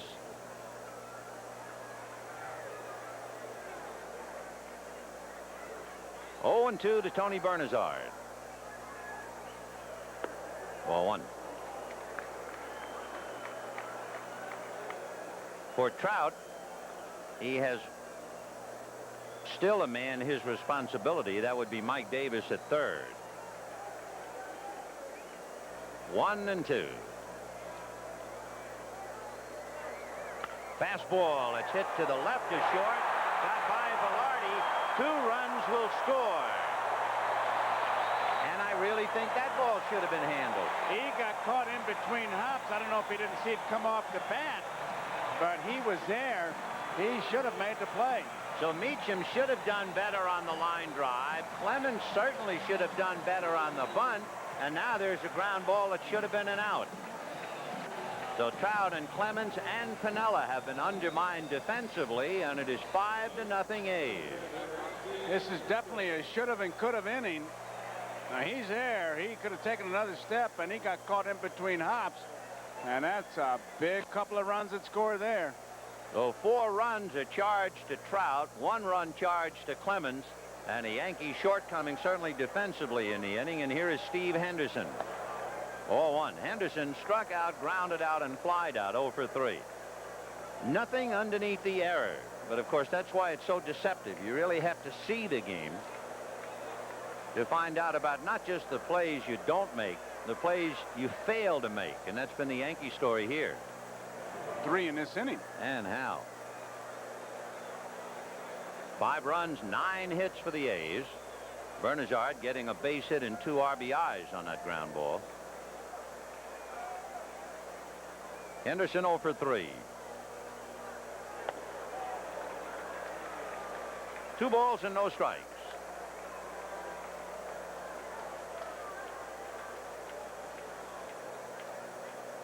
When the Yankees come up in the 7th inning, if you're not keeping score, they're due to send up Dave Winfield, Dan Pasqua, and Randy Velarde, the shortstop. A chopper to short. Velarde has it, goes the long way, and that's that. But it's a big 3 in the 6th inning. And the A's take advantage of the Yankee defensive lapses, score 3, and take a 5-0 lead. We'll be right back after these messages from your local station. But a little bit, when you look at it, there is a similarity. Reminders. The Yankees now get a reminder about what happened in the 6th inning, because Velarde has now been charged with an error on the ground ball hit by Bernazard. So it is 5-0. Of those 3 runs that came over in the 6th, 1 of the 3 runs ruled earned. So 5-0 A's in the 7th. Winfield, Pasqua, and Velarde. Little foul off to the right, out of play. Dennis Lamp begins to loosen up now in the A's bullpen, just in case Gene Nelson runs out of gas.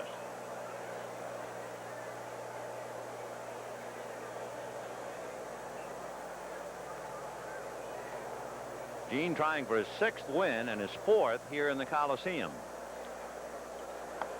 Good pitch. Strike 1 and 2. Might have been a little slider that just seemed to run across the plate.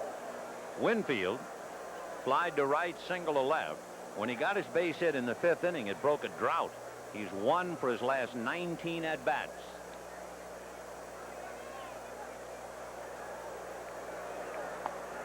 Two and two. Man, that curveball didn't break at all, and you could see Nelson, after he finished it, kind of flex his wrist, but that just rolled and didn't do anything. Most valuable time of the year for Dave Winfield was that period when both Mattingly and Henderson were out. Remember how well he played. Singles to right, his 2nd hit. It's a good thing he's that tall and has such long arms.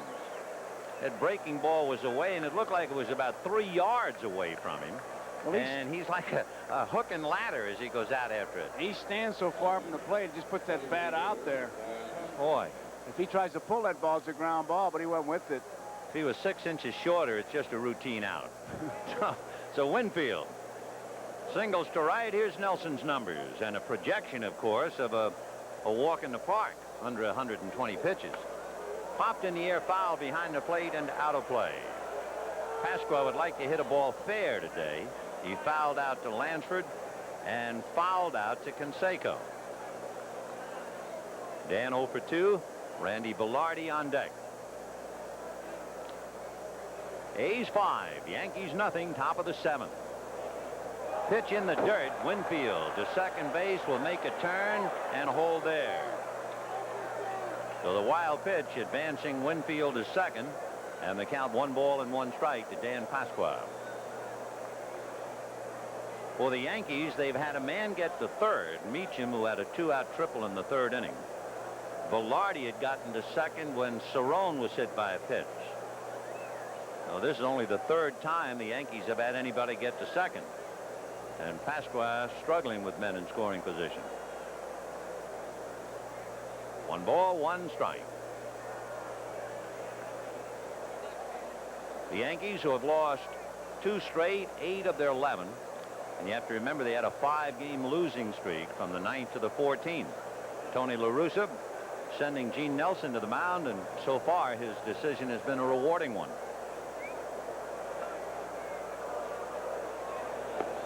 On the corner, 1 and 2.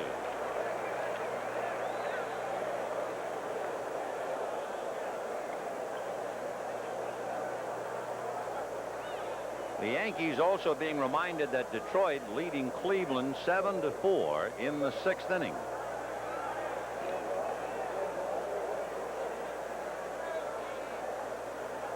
Well, there's no doubt that Nelson pitches his own game. He just shook off 2 of them. 1 and 2. And got him on that sinker. The bottom dropped out of it. So that takes care of Pasqua, who is a strikeout hitter anyway. That's been his big trouble. That's the pitch that he threw that Pagliarulo, when he got it up, almost hit it out of here. But that one really breaks down, lets up on it, and Pasqua, no chance to get it. There was certainly a reason why La Russa let Nelson pitch to Pasqua. He has struck out Pasqua 4 times in 7 at-bats. But now he finds a lot of reasons to lift Nelson. And Dennis Lamp will be brought in from the bullpen with the A's leading 5-0. We're in the 7th inning with the A's leading the Yankees 5-0. And Dennis Lamp has had to come in and pick up for Gene Nelson. Nelson, in his longest outing of the year, went 6 1/3 innings. Allowed 3 hits, no runs, no walks, 5 strikeouts. And now they give the ball to Dennis Lamp, who has a record of 1 3. Winfield at second base, 1 out. And Randy Velarde 0 for 2 at the plate.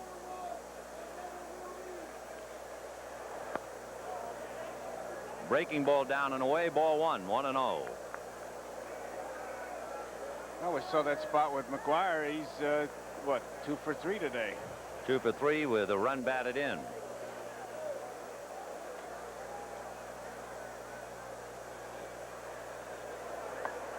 2-0 the count. You know, with La Russa making a pitching change, it's rare you see a pitcher strike out a guy, and then he comes out right after that. I mean, there was no doubt in La Russa's mind. Obviously, he saw the delivery starting to break down, so it's not just happenstance, boy. They got it locked. They know all the mechanics. And I guess he figured even tired he could handle Pasqua since he had handled him so easily in the past. That's a strike, and the count 2-1. Randy Velarde trying to atone for a damaging error in the 6th inning. Gave the A's an additional 2 runs. It is 5-0 Oakland in the 7th. 1 out.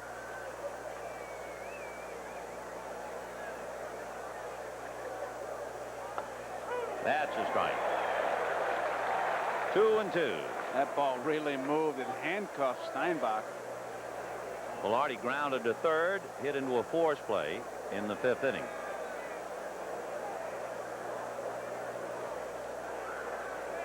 Five runs, 8 hits for the A's, no runs, 4 hits for the Yankees.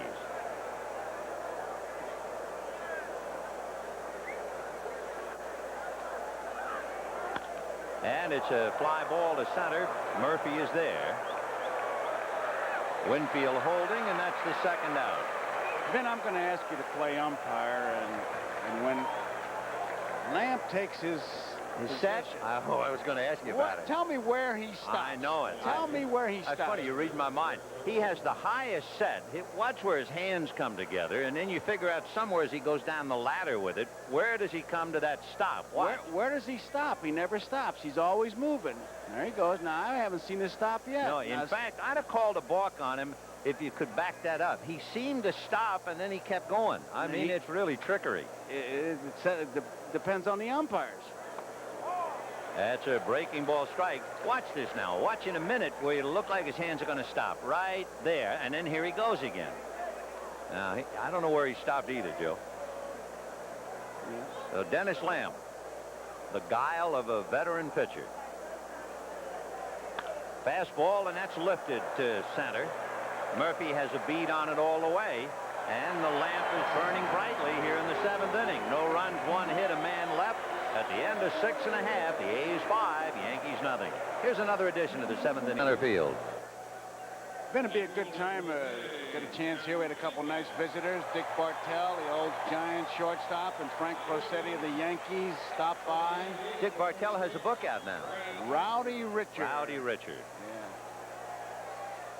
Brad Arnsberg taking over for the Yankees in the bottom of the 7th to pitch to Canseco, McGuire, and Lansford. Ball 1. Speaking of Rowdy Richard, we hope that old Dick Young is feeling much better. We know hope he's watching the game. Jack Lang said he would be. Yeah, I hope so too. That's a strike, and the count 1-1. The Yankees have used Steve Trout, Pat Clements, and Brad Arnsberg. The Yankees have Tommy John kind of loosening up in the bullpen. Ball 2, 2-1. Dennis Rasmussen threw earlier in the pen, and now TJ getting a little work. There he is.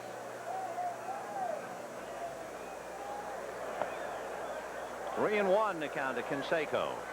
You remember that 3-1 count he had last time? He had a big swing. That ball's in that zone. Look out. Jose Rijo is down in the Oakland pen. He was a former Yankee pitcher. Ooh. There's another one. Almost came out of his shoes. 3 and 2. Man, I'll tell you, 3 and 1. If they've been in the strike zone, look out. I think Arnsberg showed considerable amount of wisdom and good taste in not having him in the strike zone. It's a wonder he didn't pop his shoestrings on that one. Brad with a record of 1 and 3 and a full count to Canseco. And a fly ball into shallow right. Coming up for it is Winfield. 1 down. The Yankees have a big problem here as they are blank for 7 innings. The A's trying to win and get to within 2. From the looks of things, Detroit leading Cleveland 7-4 in the 7th. If the Tigers win and the Yankees lose, the Yankees would be 4 games back, and that's a pretty good span. You'd have to go way back to the beginning of the year, May the 1st, when they were 5 back, and May the 2nd when they were 5.5 back. Remember what Piniella said, if we're not more than 3 out on the trip, we'll be okay. We can go home and get well. He's had the prospect of being 5 back today, or 4 back today. And again, the consolation for the Yankees, 24 of their last 36 games are at Yankee Stadium.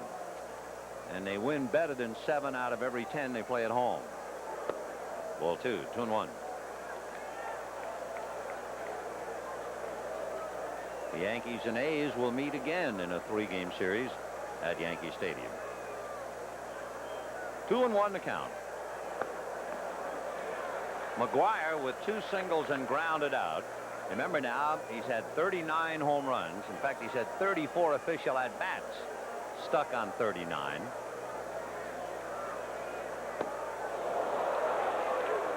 Well, we've had the 2 big guys swinging 3 and 1, and each time they've come up empty. McGwire has better discipline at the plate, though. Canseco, he just made up his mind he was going to swing. It was out of the zone. That was a strike. He has hit 5 home runs against the Yankees, 2 in 1 game in the Yankee Stadium, and that's strike 3 call. So Mark McGwire called out on strikes. The first strike called against him, he wasn't sure, and this looks like it was in the same spot. Too close to take. He doesn't believe it. So McGwire called out. Carney Lansford, first ball swinging, pops it up to Meacham. And a very easy 7th inning for Brad Onsberg as he sets the A's down in order. That's the 2nd time today that's happened, and it's still 5-0 Oakland. We move to the 8th inning here at the Oakland Coliseum. The A's leading the Yankees 5-0. Next week, Joe and I will be in St. Louis. The Atlanta Braves and the St. Louis Cardinals. Others will see the Angels-Orioles game. Bob and Tony will be doing that one. So the tradition is here, and the memories are waiting on NBC. 1 ball and no strikes to count to Bobby Meacham. Triple, struck out. 1 for 2, hitting .247. Strike. Dennis Lamp trying to finish up the job. Gene Nelson went 6 1/3 inning.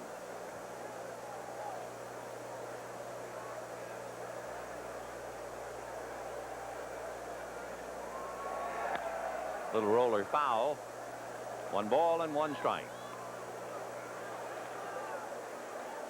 The final game of the series tomorrow, and Dave Stewart will be going for the A's against Rick Rhoden. Rhoden 14-8, and Stewart is 17-8. The interesting thing about Stewart, he's won 11 of his games following an Oakland defeat. He's really been a stopper, and if the A's win today, they will look to Stewart to give them a sweep. That's Cy Young talk when you can talk like that. And Tony La Russa wants to make sure that those who will make the vote will be very conscious of his right-hander, Dave Stewart. 2-2. A little fly ball to right field. Mike Davis coming up for it. 1 away. The Yankees have not had any kind of a rally. They've never had 2 hits in an inning. They only have 4 hits in the game. So Piniella has to be thoroughly frustrated. They're anything but the Bronx Bombers. Despite 158 home runs hit by the Pinstripers, they are faced with the unhappy prospect of being shut out for the 10th time this year. 1 ball and no strikes to count to Claudell Washington. Lansford at third, not taking any chances. He's way in on the grass. That's a strike.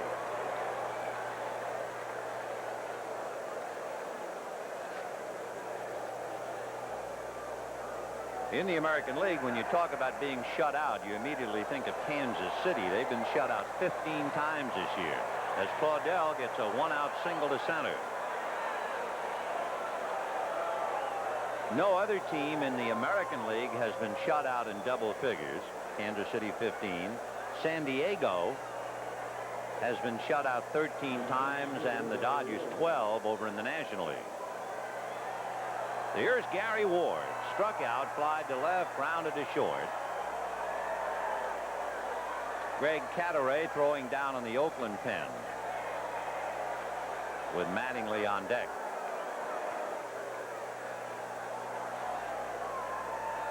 A's 5 runs, 8 hits. Yankees no runs, 5 hits. With 1 out in the 8th, there's Cadaret.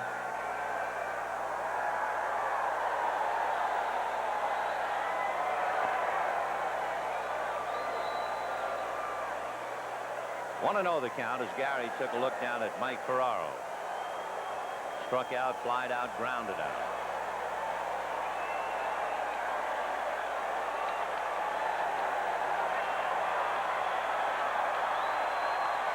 Another foul off to the right and well back into this crowd. And it is a fine crowd. 40,116. That would be double the A's average attendance. They average 20. They have over 40,000 today. 1 ball and 1 strike to Gary Ward. Fastball hit to shortstop. Griffin back to Bernazard. Over to McGuire. Double play. No runs, 1 hit, nobody left. And at the end of 7 1/2, the A's 5 and the Yankees nothing. Don't forget the World Track and Field Championship from Rome right here next Saturday, 4 p.m. Eastern Daylight Time. And among others competing, Carl Lewis scheduled to compete in the 100-meter dash. Bottom of the 8th inning, it has been all Oakland up to here. Terry Steinbach, Mike Davis, and Alfredo Griffin. 5-0 A's, a strike. Cleveland trying to make a charge at Detroit. They're in the 8th inning. The Tigers led 5-0 in one stage. The Tigers lead 7-5 in the 8th inning. 1 ball, 1 strike. The Red Sox beat Minnesota 6-5. The A's could be 2 back. That would make the Yankees 4 back if Detroit wins. 1-2. Steinbach hit into a force play, flied to left, single to left. Terry is 1 for 3, scored a run. He was squeezed in on the bunt by Murphy in the 6th inning.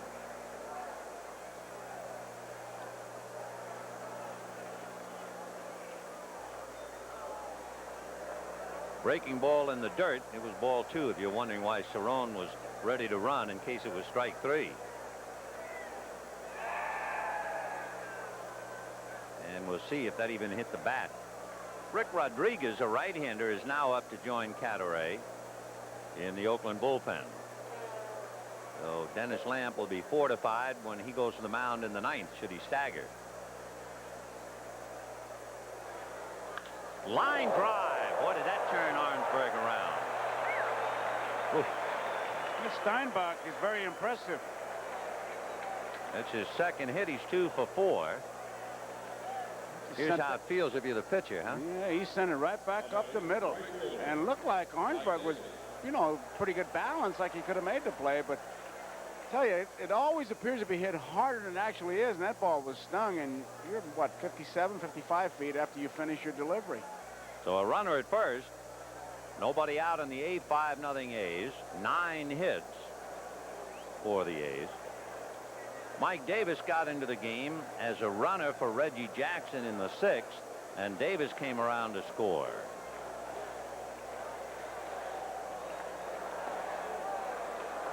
Mike Davis, as he stands at the plate, checking and taking a strike. Davis has 20 home runs, 62 runs batted in. But the trouble for Mike, he hit all 20 home runs by the All-Star break. He's not hit one since. He lines it into center, base hit. Down to second goes Steinbach and holding. And the A's want some more. 2 on, nobody out. Griffin, Murphy, and Bernazard due up. I tell you, Arnsberg's got to figure I'm pitching him wrong. He sends another one right back up the middle. And it's by him before he can get that glove up. So back-to-back singles by Terry Steinbach and Mike Davis. And now Alfredo Griffin. Twice he has hit into force plays and struck out. Griffin has scored a run and was thrown out trying to steal third. 5 runs, 10 hits for the A's. No runs, 5 hits for the Yankees. The Yankees, by the way, in the 9th inning will have Don Mattingly, Mike Pagliarulo, and Dave Winfield.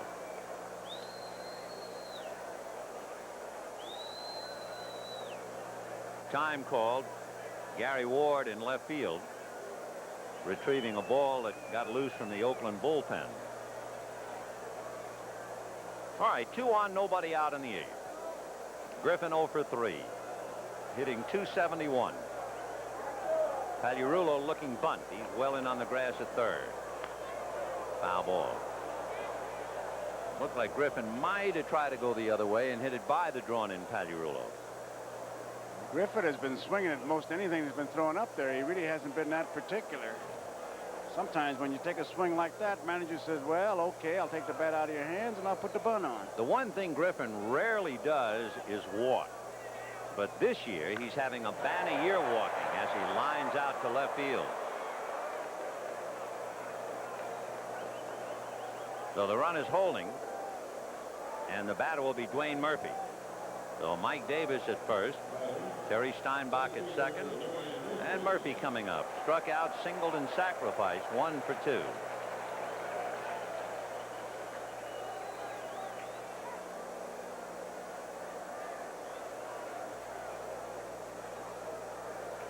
A's 5, Yankees nothing. Bottom of the 8th, 1 out. Off speed, but it missed. Ball 1.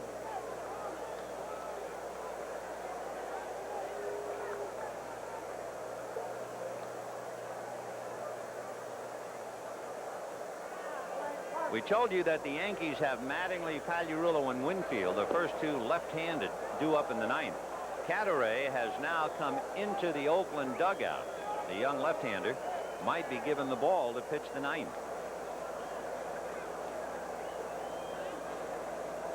2-0. And Arnsberg has really dug a hole now. 3-0 the count. There's Cadaret. He had one get away the other day in relief on Sunday. Well, I guess it was just the other day against Toronto on Thursday. 3-0 the count. In there.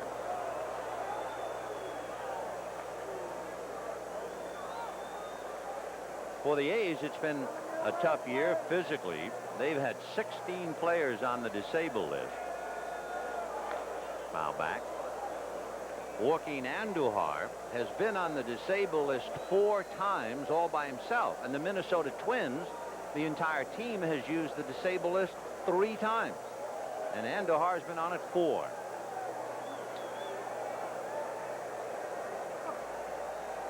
So with a full count and 1 down, we'll see if the runners go. Steinbach from second, Davis from first. They do. And it is ball 4 to load him up. Nice throw to third, but it doesn't mean much. Bases loaded with 1 out, and Tony Bernazard will be the batter. It wouldn't have even been close to third base. Cerrone really thought he had himself a strike, and Pinella's going to come out and argue. Isn't that an automatic ejection? Oh, if he's not going to talk to the plate umpire. Oh, but he'll talk loud enough for the plate umpire to hear him. Yeah. Let's see. What do you think? Yeah. So Piniella talking to Cerrone, who thought it was strike 3. He doesn't say anything to the plate umpire, Don Denkinger. Just kind of looks at him and walks away. Well, I guess he got it out of his system anyway by making the long walk to and fro. And I'll say this for Denkinger. He walked away. He did not set himself up as a target. He could have just stood right there, and who knows what could have happened then. But he walked away and just put a little water on the fire. So the base is loaded, 1 out, 5-0 A's in the 8th. Bernazard is 0 for 3 with a walk. Oh, did he have a swing. Bernazard has 14 home runs, and he must have been thinking slam. He went from the heels. He has most of his power as a left-handed batter. 10 of his 14 home runs come from this side of the plate. And he's in a hole now, 0-2. On deck, Steve Henderson.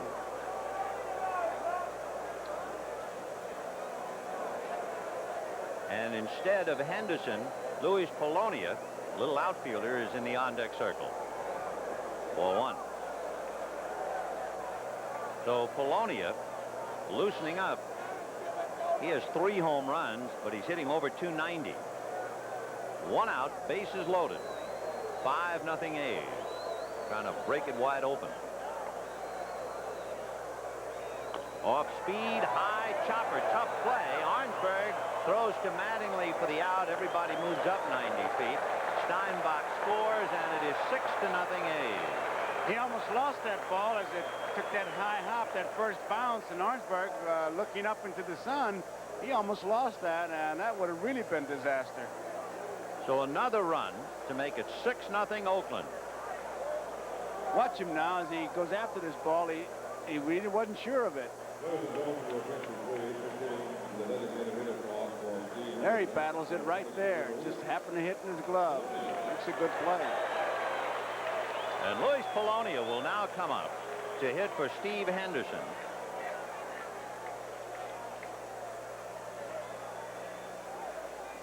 Polonia, a little guy with a lot of ability. Think he wears those pants like that to make him look taller? He is listed at 5'8" and 155 pounds. He's from the Dominican Republic. 0-1 to count to Luis Polonia. If you want an insight into the Yankees, the fact they're down 6-0 tells you a great deal. For instance, the New York starters in the last 15 games are 4-11, and the earned run average is 6. This could be the 16th time this year the Yankees have lost by 6 runs or more. And I mean, there have been some runaways, particularly the defeats they suffered at the hands of the Detroit Tigers. Tigers have beaten them 12-5, 8-0, 15-4, 9-3. Texas beat them 20-3. Cleveland beat them 15-3. High fly ball into left center. It's playable. Ward and Washington, it will be Ward. However, the A's add another run and leave a couple. And at the end of 8, Oakland 6 runs, 10 hits. The Yankees no runs, 5 hits. Couple of scores as we go to the 9th inning. 6-0 A's. Red Sox beat Minnesota 6-5. Oakland could be 2 games back. Detroit leading Cleveland 7-5. The Yankees could be 4 games back. Philadelphia leading the Dodgers 2-0 in the 8th. And a big game at Wrigley Field in the National League. The Cubs have caught Houston. It's 2-2 in the 7th. And you're up to date. That left-handed Greg Cadaret trying to nail it down, going up against Mattingly, Pagliarulo, and Winfield. Mattingly, 2 fly balls to left and a single. They have a simple description for Cadaret, power pitcher. And you can see he rears back and pumps. 6'3", 205-pounder, and he promptly gives up a single to Mattingly, who's not impressed. That pitch was low and inside, and Mattingly had just made up his mind he was going to go the opposite way, and he inside outs it to left field. Tough pitch to handle, but not for Mattingly. So Cadaret gives up the base hit. Mattingly is 2 for 4, and Mike Pagliarulo coming up. Cadaret is from Lakeview, Michigan. He was drafted 11th round in the '83 draft. 25 years old.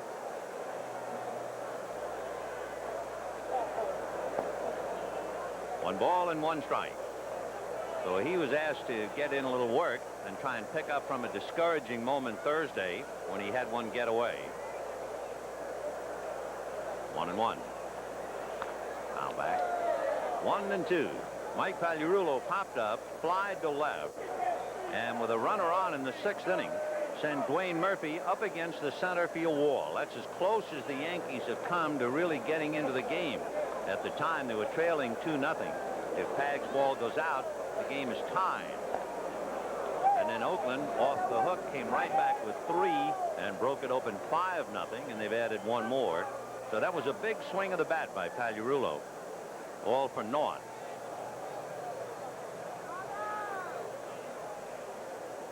Two balls and 2 strikes to Mike. Slash fair down the left field line. Canseco over to get it. Stopping at second is Mattingly. So the Yankees, who have had some great come-from-behind games this year, try to get off the floor in the 9th inning. A tough way to do it. Singles by Mattingly and Pagliarulo. For the first time today, the Yankees have 2 hits in 1 inning. And Rodriguez throwing in the bullpen back of Cadaret, who could not do the job against the left-hand hitting Toronto men that he faced. And both Mattingly and Pagliarulo just waited and just put the bat on the ball. I mean, there was no hard swing in there, and Duncan's going to come out and talk to his young left-hander because he's overpowered him, but they were able to get that bat on the ball and come up with the base hits. Dave Winfield, 2 for 3, will be the hitter under discussion. It's a very young battery with Cadaret and Steinbach. Ron Kittle now comes out on deck. He would hit for Dan Pasqua, a left-hand batter. There's Kittle. So Dave Winfield flied to right, single to left, single to right. Winfield up there with 2 on and nobody out. Dennis Eckersley has now joined Rodriguez in the A's bullpen.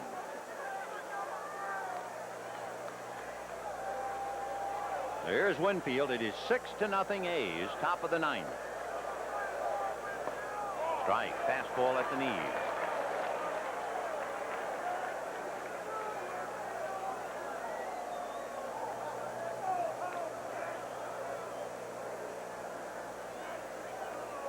Big guy with 2 hits now has 2 hits in his last 20 at-bats.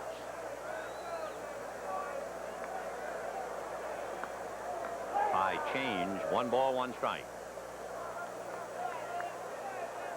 Cadaret with a record of 2 wins and 1 loss. He's been in 15 previous games. And he doesn't usually work very long. He doesn't average 2 innings an appearance. He's asked to get 3 outs today. 2-1.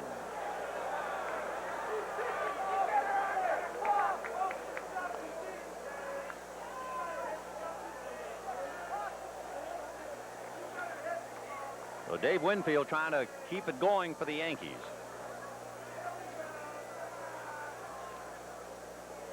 Yankees have lost 2 in a row, 8 out of 11, and they're down 6-0. High chopper to third. Going back for it is Lansford. To throw to second is too late, and everybody's safe. The bases are loaded with nobody out.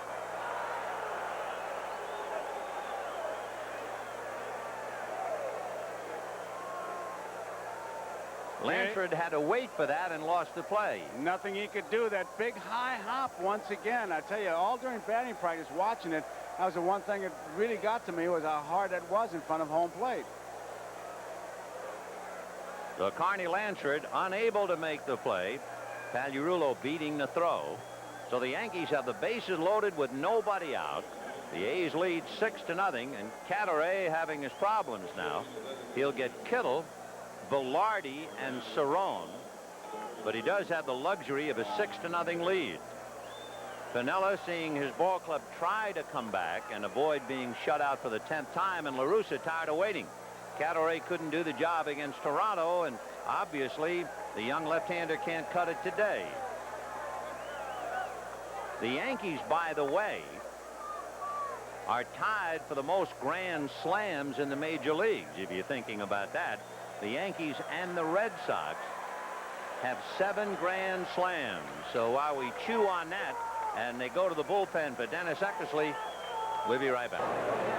Greg Cadaret's only been pitching professionally for 4 years, and for a year and a half he was in Double-A ball.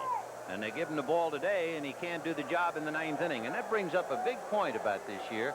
A lot of pitchers are asked to make that jump from Double-A to the bigs, and it's usually too big a step. So they give the ball to the veteran Dennis Eckersley to go after Ron Kittle. We have seen a lot of that. In fact, I think it reflects in the coaching staffs because there's so much teaching that has to be done. Bases loaded, nobody out, no time for teaching here. Foul back, and the count 0-2. Dennis Eckersley is a man who certainly enjoys pitching at the Coliseum. His record here, 6 wins, 2 losses, an earned run average of 1, and the opposition is hitting less than 140 against him here. When he goes on the road, just a whole different game. He's 0-4. The opponent's hit over 300, and his ERA is almost 5. And down goes Kittle with the bases loaded. And when you ask La Russa about maybe is he thinking of putting Eckersley in the rotation, he says, no way, I need him in the bullpen. He just blows the ball right by him.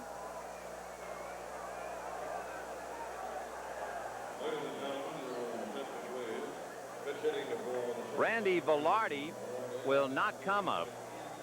Mike Easler is going to bat for Velarde. So Mike Easler will follow Kittle to the plate. Bases loaded, 1 out, 6-0 A's. Easler struck out as a pinch hitter on Thursday. He was 0-4 Wednesday, and he's 0-9 in his last 4 games. So he's hurting with the bat. 1 ball and no strike. The Yankees picked up Mike Easler on the 10th of June. Mattingly, Pagliarulo, and Winfield out there, and that's fouled away. 1-1. 6-0 A's. The Yankees trying to come back. At the expense of Cattery, they had 3 hits, but Eckersley has struck out Kittle. On deck, Rick Cerone.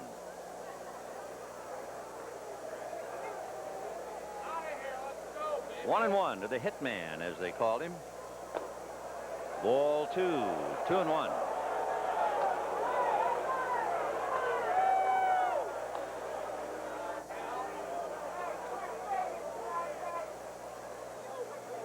Easler 2 for 8 as a pinch hitter, and he has 3 RBIs coming off the bench. Fouled away into the seats off third base. An update on the Tigers. They've increased their lead a bit now. 8-5 in the 9th inning. So if Detroit wins and the Yankees lose, the Yankees would be 4 back. 2-2. Ground ball to shortstop. Griffin has it. He goes to Bernazard. Back to McGuire. Double play. And that summed up the Yankee frustration and the Oakland mastery here at the Coliseum. The A's beat the Yankees 6-0. We'll be right back.